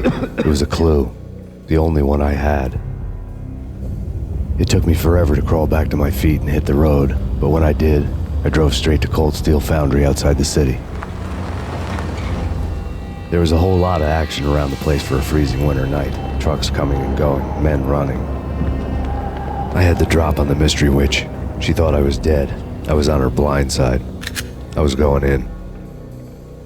The bad trip had put me in a crazy mood, adrenaline pumping through my aching veins. Staggering on the mill roof in ice and snow and wild wind, I was a ninja. My kung fu was strong. I wasn't kidding anybody. At best, I was Superman on kryptonite about to fall through a skylight, down to where it was all going down. A half-abandoned industrial area in the middle of nowhere. The factory was a perfect front for any number of illegal activities.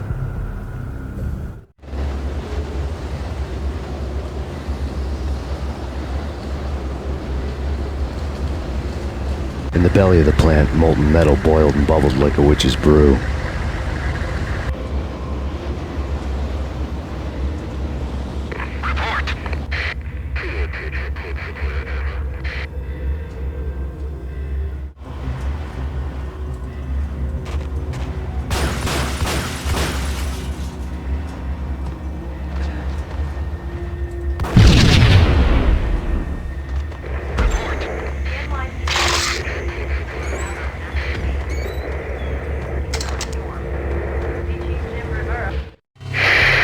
Life-threatening weather condition.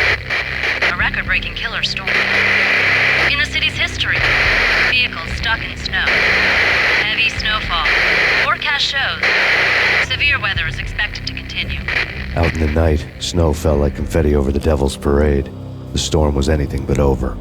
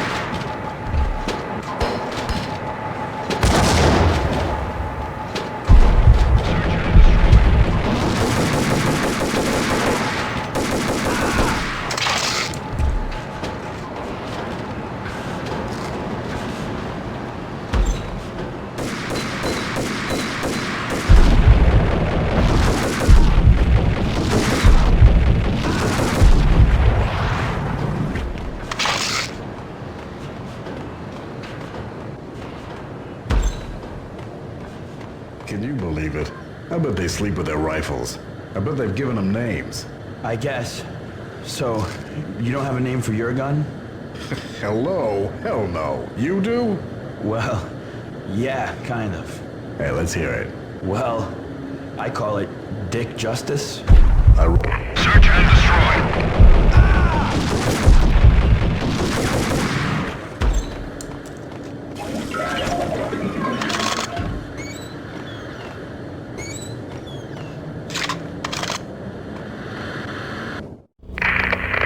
Perimeter breached. The facility has been compromised. Repeat, the Deep Six has been compromised. Initiate Operation Deadeye. The walkie-talkie military lingo could mean only one thing. They were getting ready to destroy the evidence and vanish into the night. I was so close. The hidden truths were just around the corner.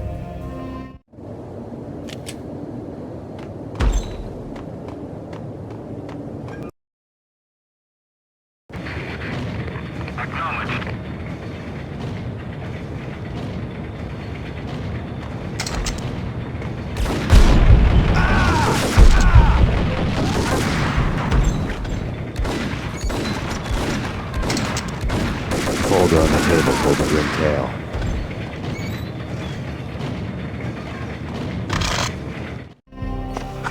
The mercenaries were running a tight operation, paperwork and all.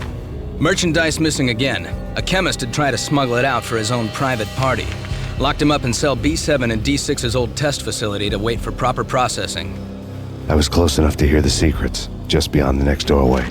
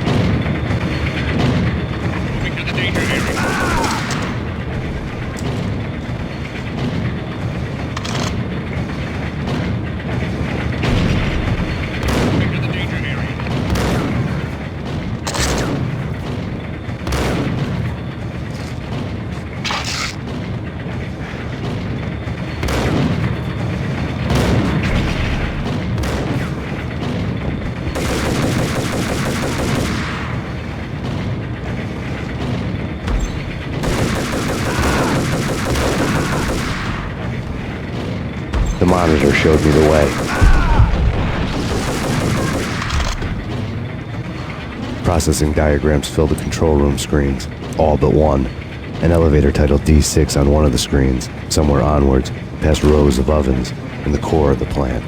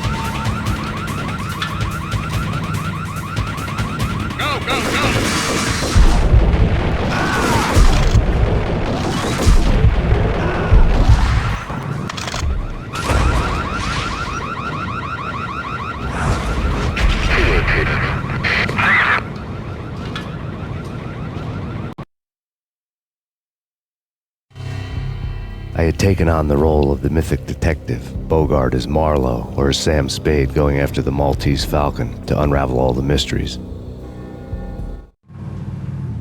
Following a path of clues to that final revelation, even if it would take me down to the cold, cavernous depths of a grave. You can't do this! My men are still inside! Do you have any idea why this is called Operation Dead Eyes?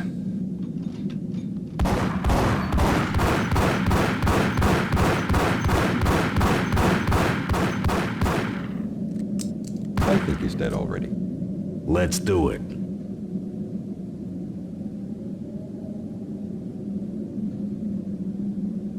Attention all personnel. The self-destruction sequence has been initiated. Evacuate the complex immediately. Repeat. The self-destruction sequence has been initiated. Proceed to the nearest exit immediately.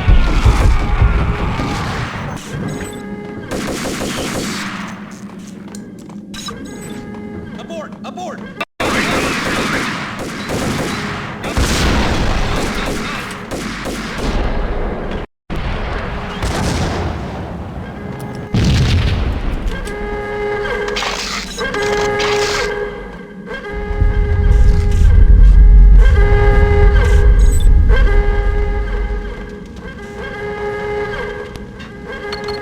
Like everything else in the Valkyr case, the door code was a mystery to me. The chemist had been using the workstation when he died. The half-life of the lab rat had ended online, his password blinking on the screen. 665, neighbor of the beast. Attention all personnel. The self-destruction sequence has been initiated. Proceed to the nearest exit immediately.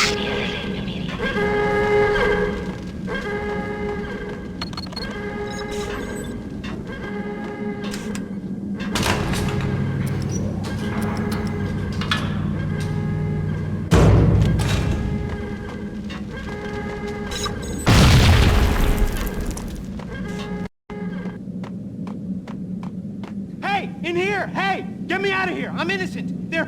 Let me out! Thanks! I thought I was gonna die in there for sure. I need you to get me through the decontamination clock. You're crazy! No way! The place is blowing up, for Christ's sakes! Either that or back to the cell. Your choice. Okay, I'll do it. I'll do it.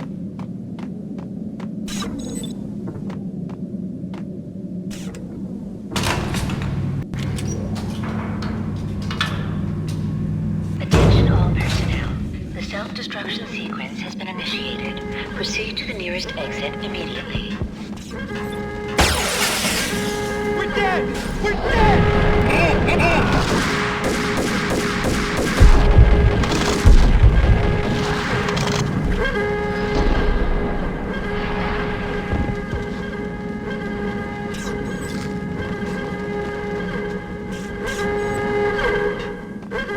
Get in!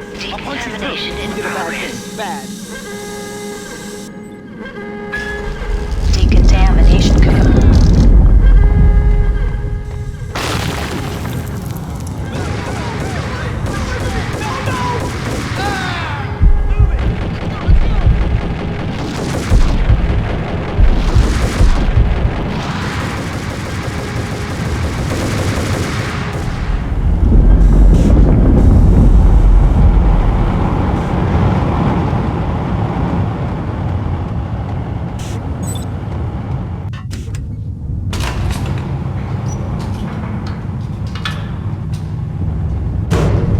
I was caught in the middle of the deadly web that was the Valkyr case.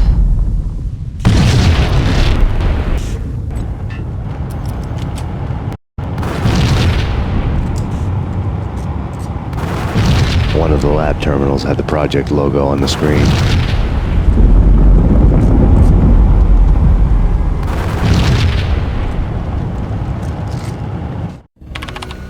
Top secret. Project Valhalla. U.S. Army. Yggdrasil Network. Valhalla, the otherworldly place in Norse mythology where the bravest heroes spent their afterlife feasting and fighting forever, their wounds miraculously healed night after night. Valkyr, the maidens who chose the most courageous Viking warriors and carried them to Valhalla. 1991. The research objective is to create a chemical substance to enhance the stamina and morale of infantry troops. 1995. Results unsatisfactory. Project cancelled. Someone had decided to continue the sick experiment unauthorized. Project compromised. Data leak. Fix the damage by any means necessary. Security clearance red. Authorized by the project lead. Field test. Double the dosage for all the remaining test subjects. Observe and record the subject's behavior in an urban setting. The drop-off point was my old address in New Jersey. The file dated 3 years ago. Just when you thought you had reached the deepest depths of horror, it suddenly got worse. How to turn off that small voice inside your head that started to whisper that you should be glad that now, if not before, your revenge was justifiable on any conceivable moral scale. That small voice proved, beyond any doubt, that I was damned. The dagger-heeled woman had come and gone a long time ago. There was nothing more for me here. The bunker's name was acting as a self-fulfilling prophecy.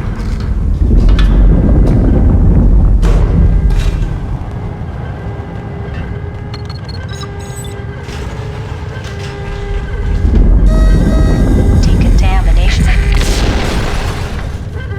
Self-destruction.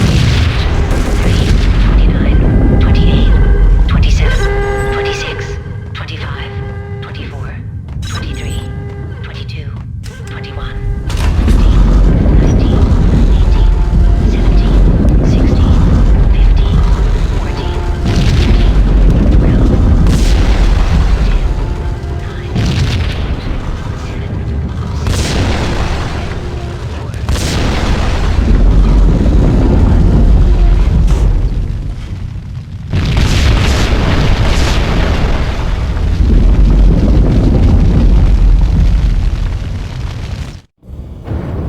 Piece together a jigsaw, and the final picture is you finishing that same puzzle.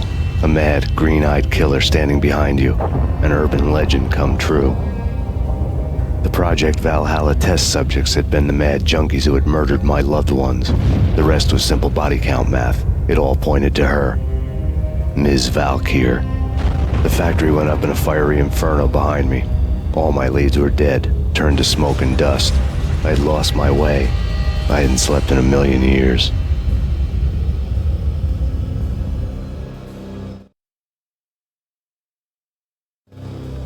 I felt thin as death. I've been living on an endless supply of week-old donuts. They were fuel for this crazy furnace inside my head. I couldn't remember when I had last seen the sun. I was on a permanent graveyard shift. When the darkness fell, New York City became something else, any old Sinatra song notwithstanding. Bad things happened in the night, on the streets of that other city, Noir York City. I was in an all-night diner, downing cup after cup of coffee that tasted like engine oil, when a new message from BB got me back on the killer track. What the hell happened at Roscoe Street? Maxie, I'm going out on a limb here. We need to talk this through, come up with a plan. 2:30 a.m., the Choir Communications Garage. The more I thought about Alex's murder and the frame-up, the more it felt like an inside job. I should have seen it coming. BB had sold me out, and now he wanted to finish what he'd started. The garage was dead. BB showed up in his tailor-made suit, gold watch, and cufflinks to match, all way beyond a cop's pay. Maxie. Oozing suave charm, he was guilty as hell. What the hell does BB stand for anyway? Backstabbing bastard? Come on, don't be like that. Have a cigar. I don't smoke. Maxie, you have no idea how big this is. It's huge. You have no idea. I think I do. You're a bribe-taking bent cop who sold out his partner. Those mobsters in the subway were a dead giveaway. Hard to miss. Bet it was exactly like this with Alex. Up close and personal. You can't win this one, Max. No, but I can make damn sure none of you do either. BB turned out to be another cardboard cutout bad guy.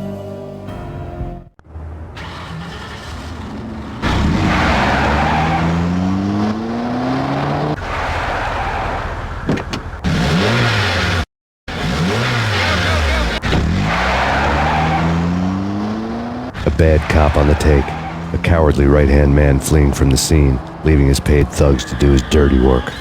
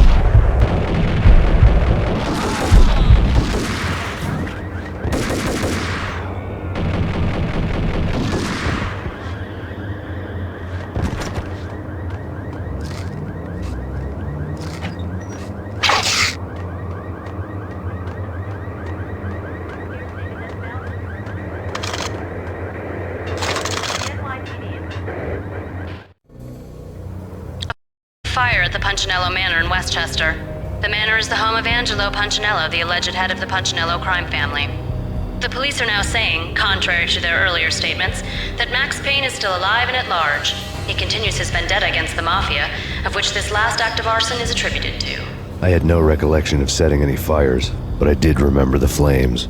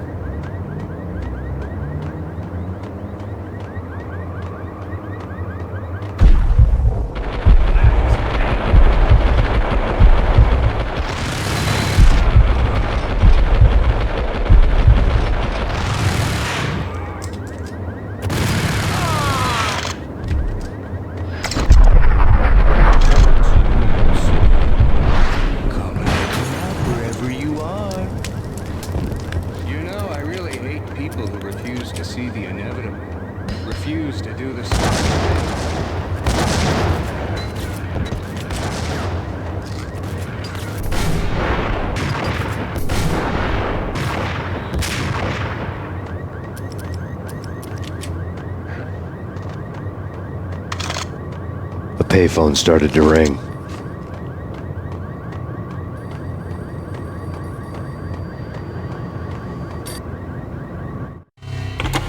Yeah. Max Payne? Whatever does it for you. This is Alfred Woden. I can give you the name of your enemy. Come to the Asgard building presently. We are expecting you.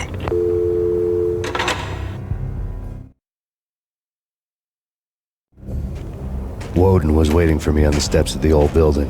Mr. Payne, let's go inside. The others are anxious to begin. The others? Despite the general misconception, this building actually predates the City Hall by 2 years, thus being the oldest municipal building still in use here at the foot of the Brooklyn Bridge. No kidding. The old man played tour guide as he led me through a dark, domed hall.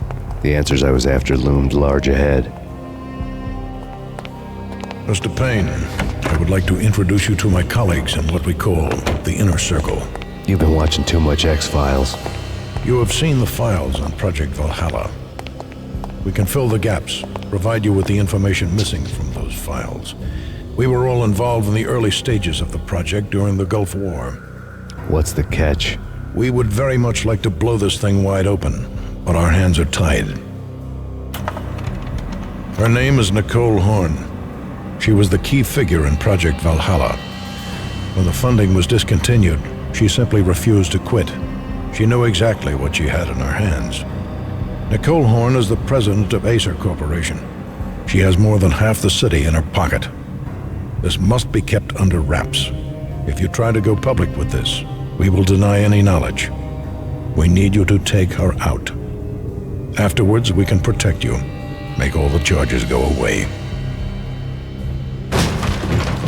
That was the cue for the killer suits to kick in the doors and swarm inside.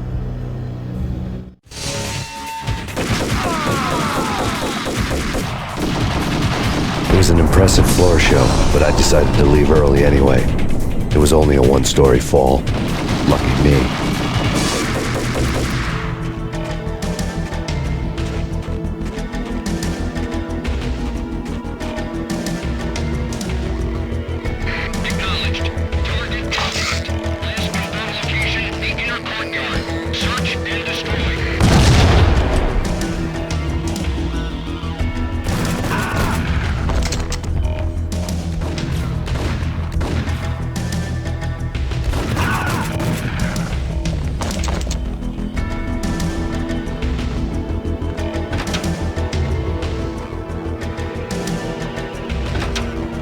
One of the monitors showed what was left of the inner circle.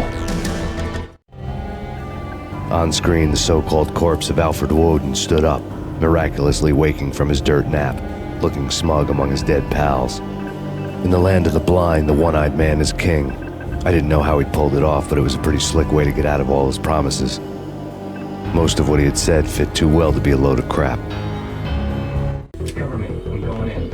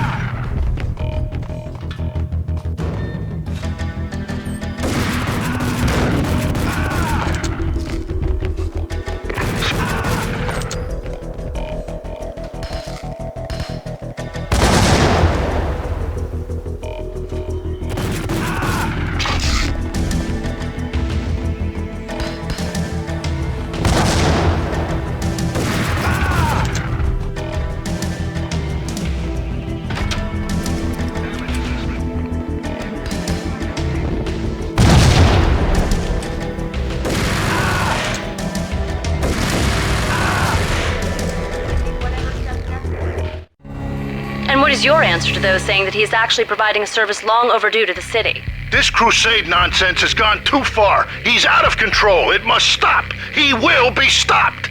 That was Deputy Chief Jim Rivera from the New York City Police Department.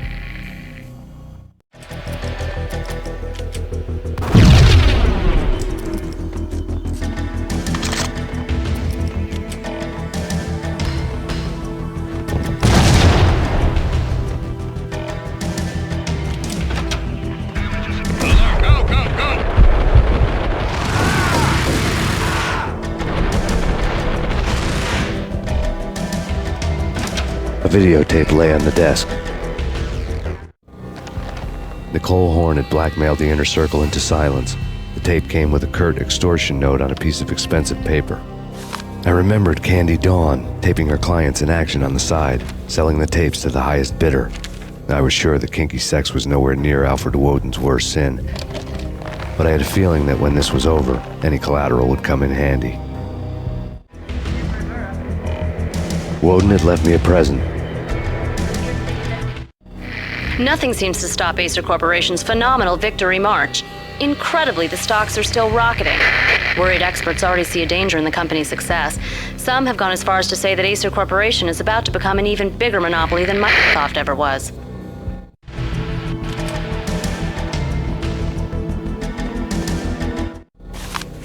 Woden had taken care of my mission preps with military precision. The critical areas in the Acer Corporation headquarters blueprints were circled in red.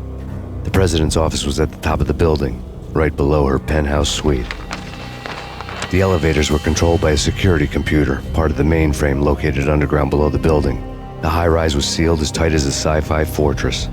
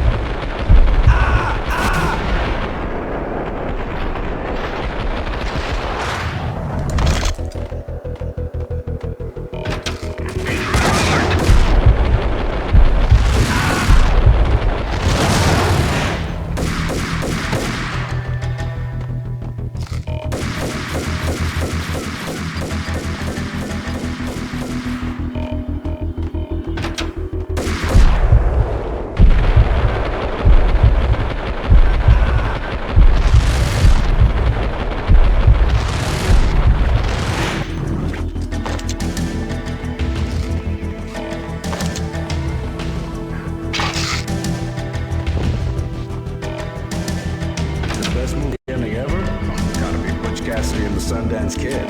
A hero's end. Going. Hey!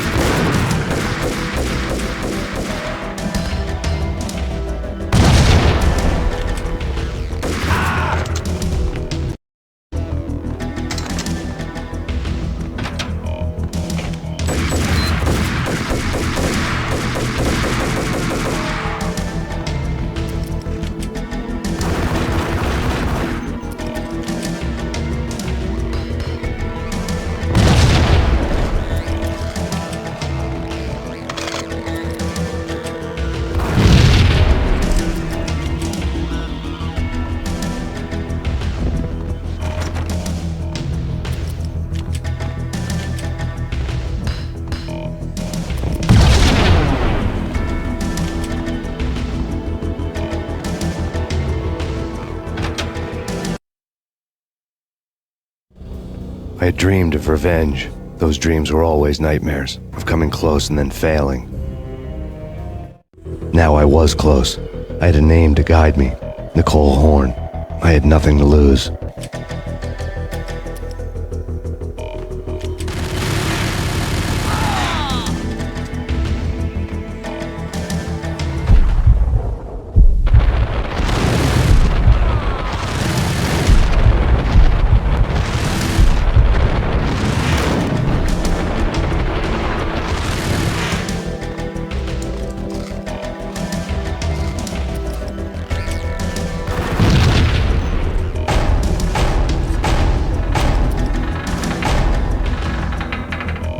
The Inner Circle had quite a track record.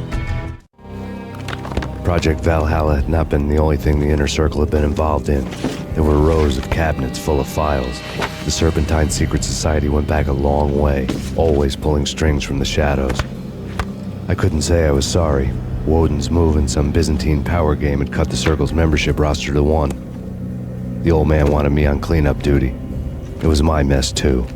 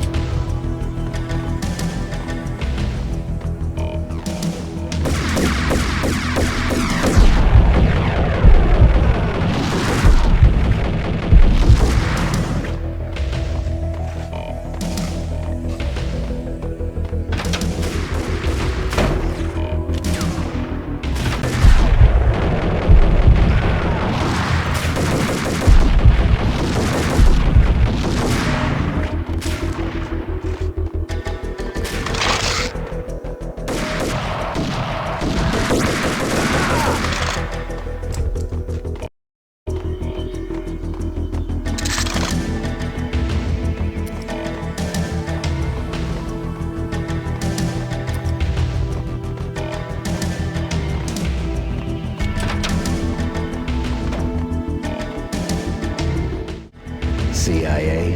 Max Payne?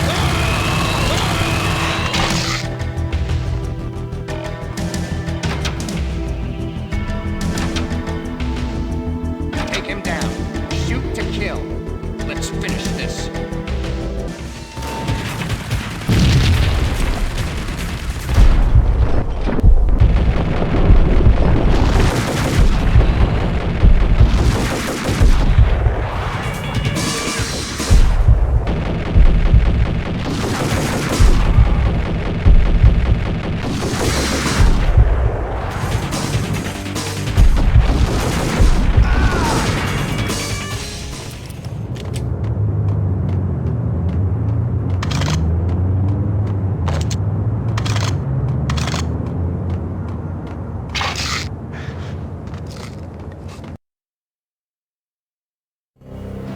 Mine wasn't the most original approach to the problem. It wasn't as if it hadn't all been done before. An eye for an eye, the first principle of revenge. Old as dirt, still going strong. The cardinal rule in going after someone with an intention to kill was not to make it personal, which it almost always ended up being anyway. It did with me. I took my time, cruising around the city in the snow. There was no hurry. I knew what I had to do now. I took my time, thinking about it, building up the rage.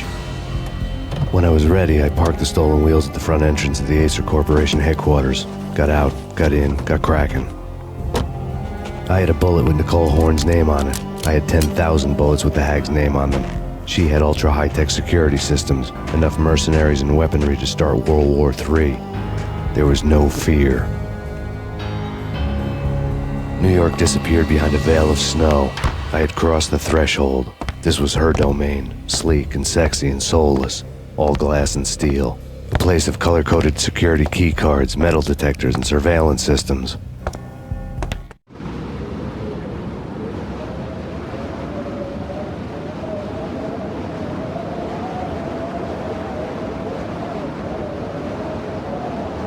Colder than a walk-in fridge. Cold as a gun.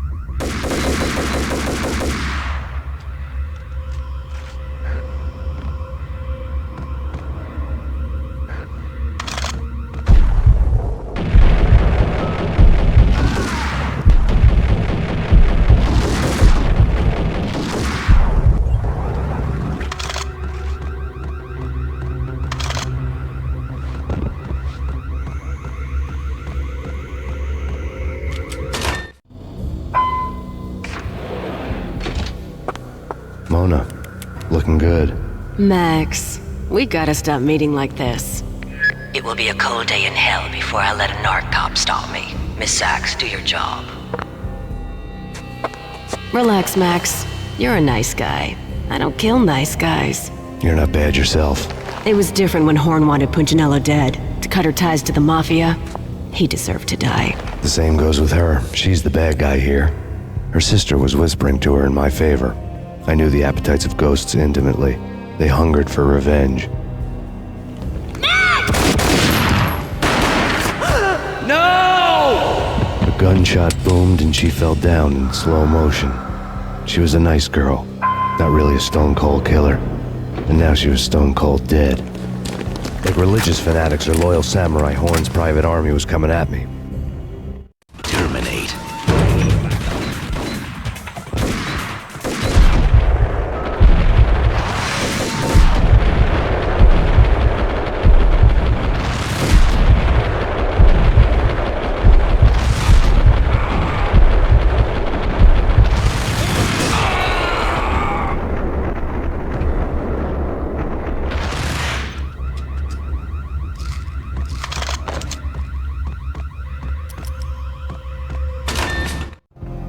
When the elevator came back down, Mona was gone. There was a lot of blood, but no body. Something clicked for the final time. My mind had never been so clear, as if somewhere high above the storm clouds were already gone, cold stars blazing from the black skies.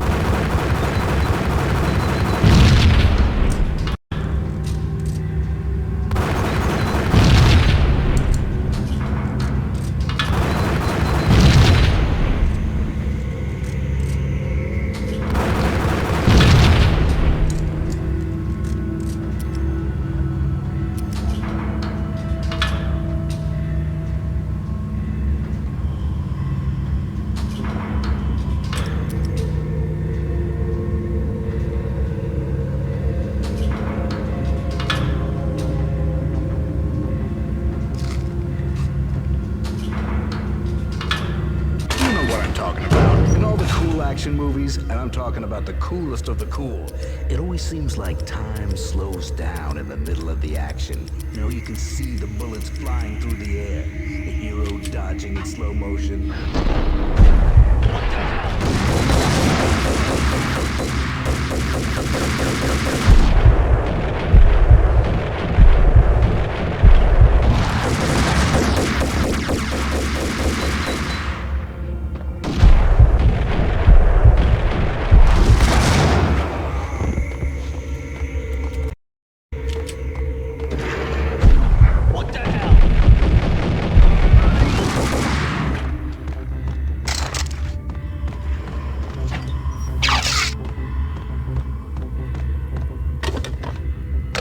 I had elevator access to the mainframe. From there, I'd be able to override the security locks and get to her office.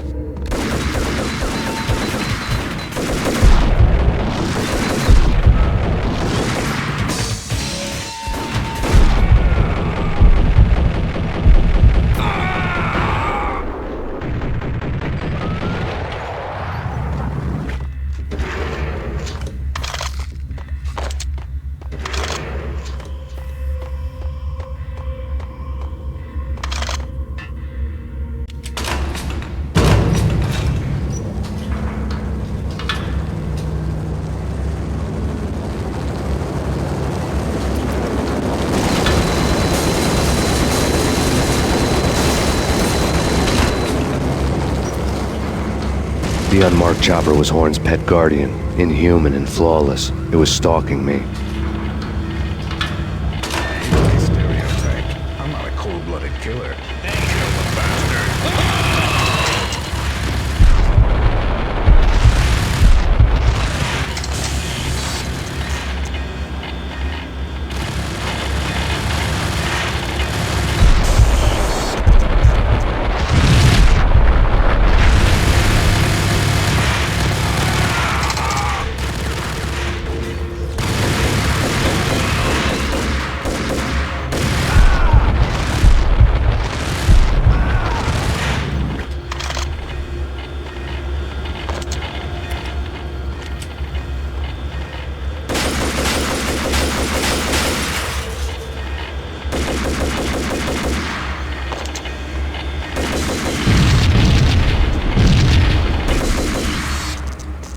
All Horn's locks were now offline. All bets were off. The elevator would take me all the way up.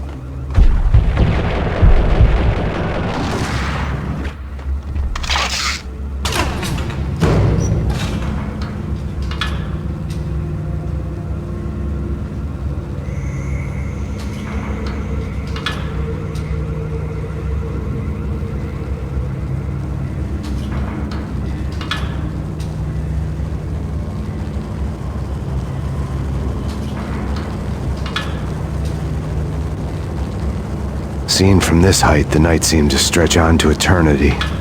A hint of desperation had crept into the snowstorm, as if it was trying to get it all out before the end.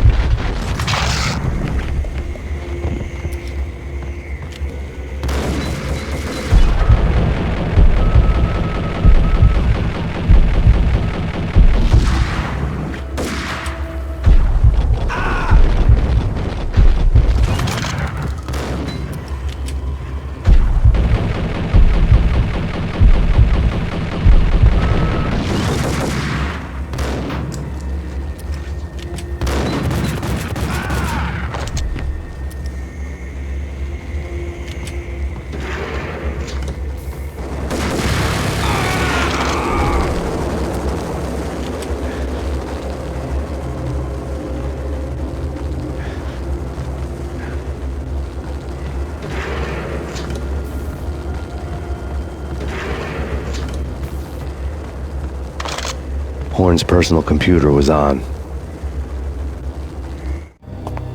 Next to the printer was a neat stack of expensive paper. Hacking through Horn's computer would have unearthed files of criminal plans, strategies for world domination, spy helicopter reports, illegal wiretap recordings, internet porno, all of the above. Take your pick. I really didn't care anymore. I had seen too much of it already.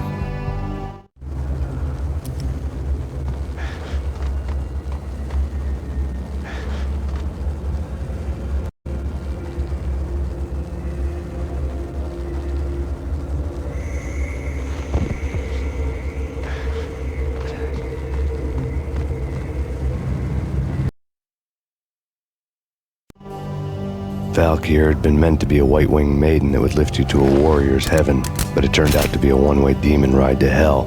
The devil was in the drug. I knew. I had met him.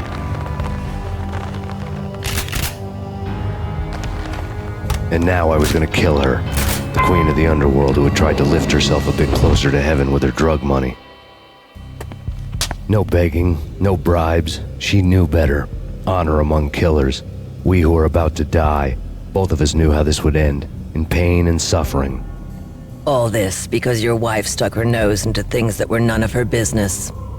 The cops were coming to take me away. The sirens were like a bad conscience I couldn't shake.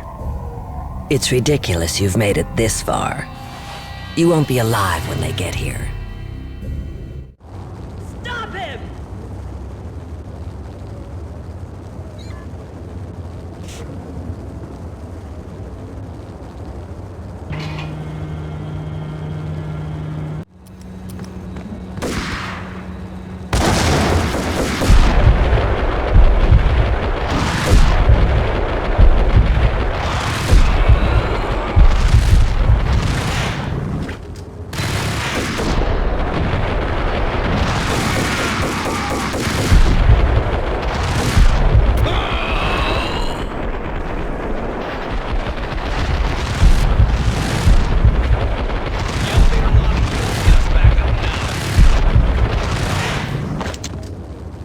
Max Payne, this is futile. A waste of time. The deaths of your wife and daughter were necessary. Inevitable. It is done. You cannot bring them back. Nothing you do will make it any better.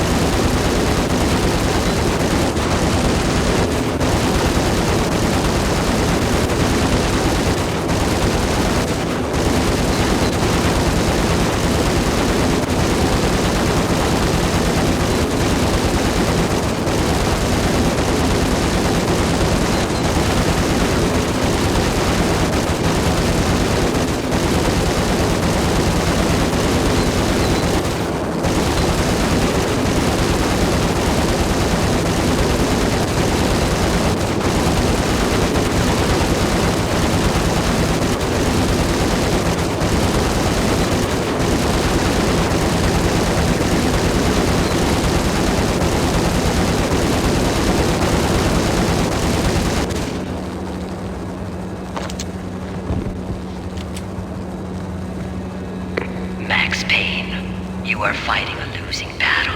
You cannot survive this. You die. Stop fighting. Make it easy for yourself. Accept your fate.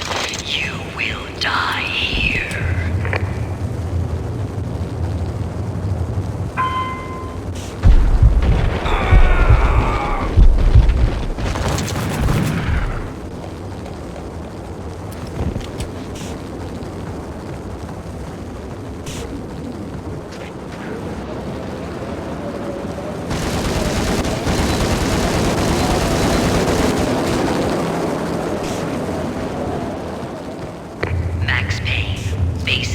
You are up against an unbeatable force. You have already lost.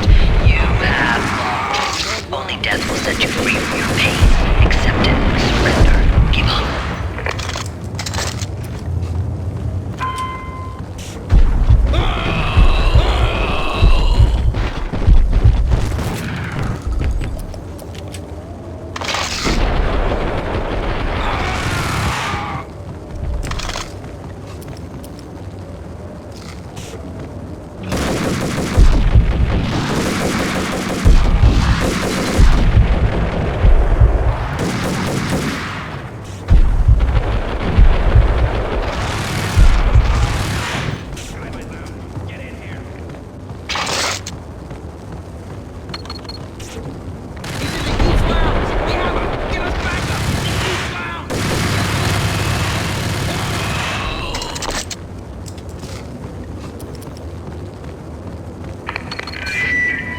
What do you mean he's unstoppable? You are superior to him in every way that counts. You are better trained, better equipped. You outnumber him at least 20 to 1. Do your job.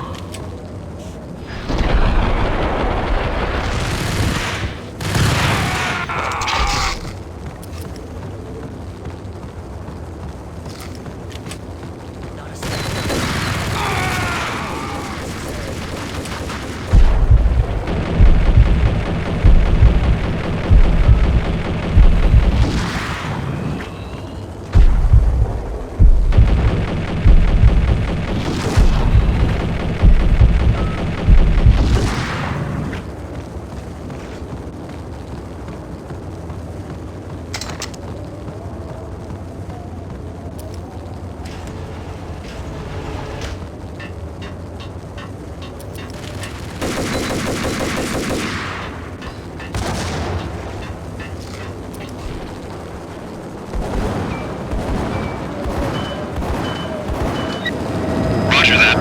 Attempting to land now. It's gonna be tricky.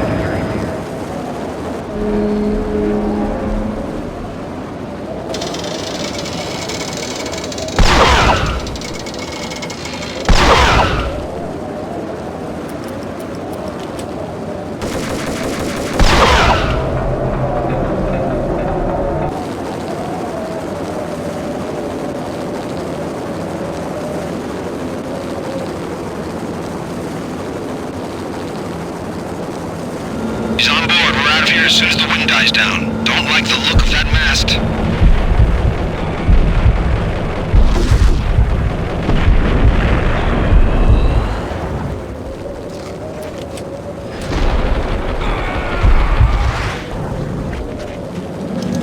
Lift off in 1 minute.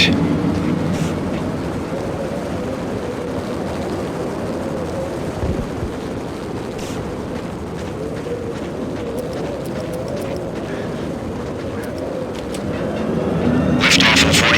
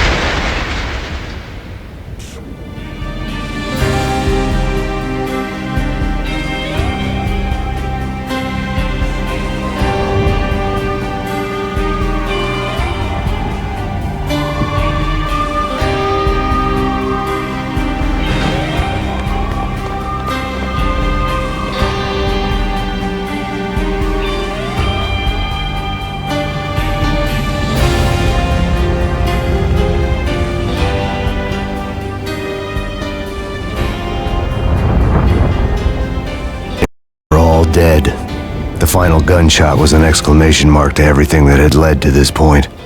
I released my finger from the trigger. And then it was all over. The storm seemed to lose its frenzy.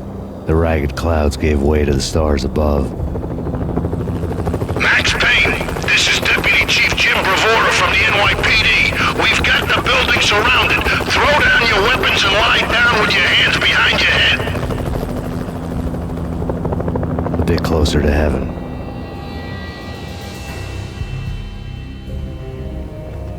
The cops' voices were distant and muted. Freeze! NYPD! Hold it right there! My ghosts released me from their haunting. Down below, New York City glittered like diamonds on black velvet. You gave us one hell of a ride. Take him down to Central Booking. You heard the man. Woden was there in the crowd, standing by the sidelines. It wouldn't be over till the man with the patch would say so. He'd say the right words. I knew he would. He'd better. Woden grinned smugly. It was the grin of a winner. That made two of us.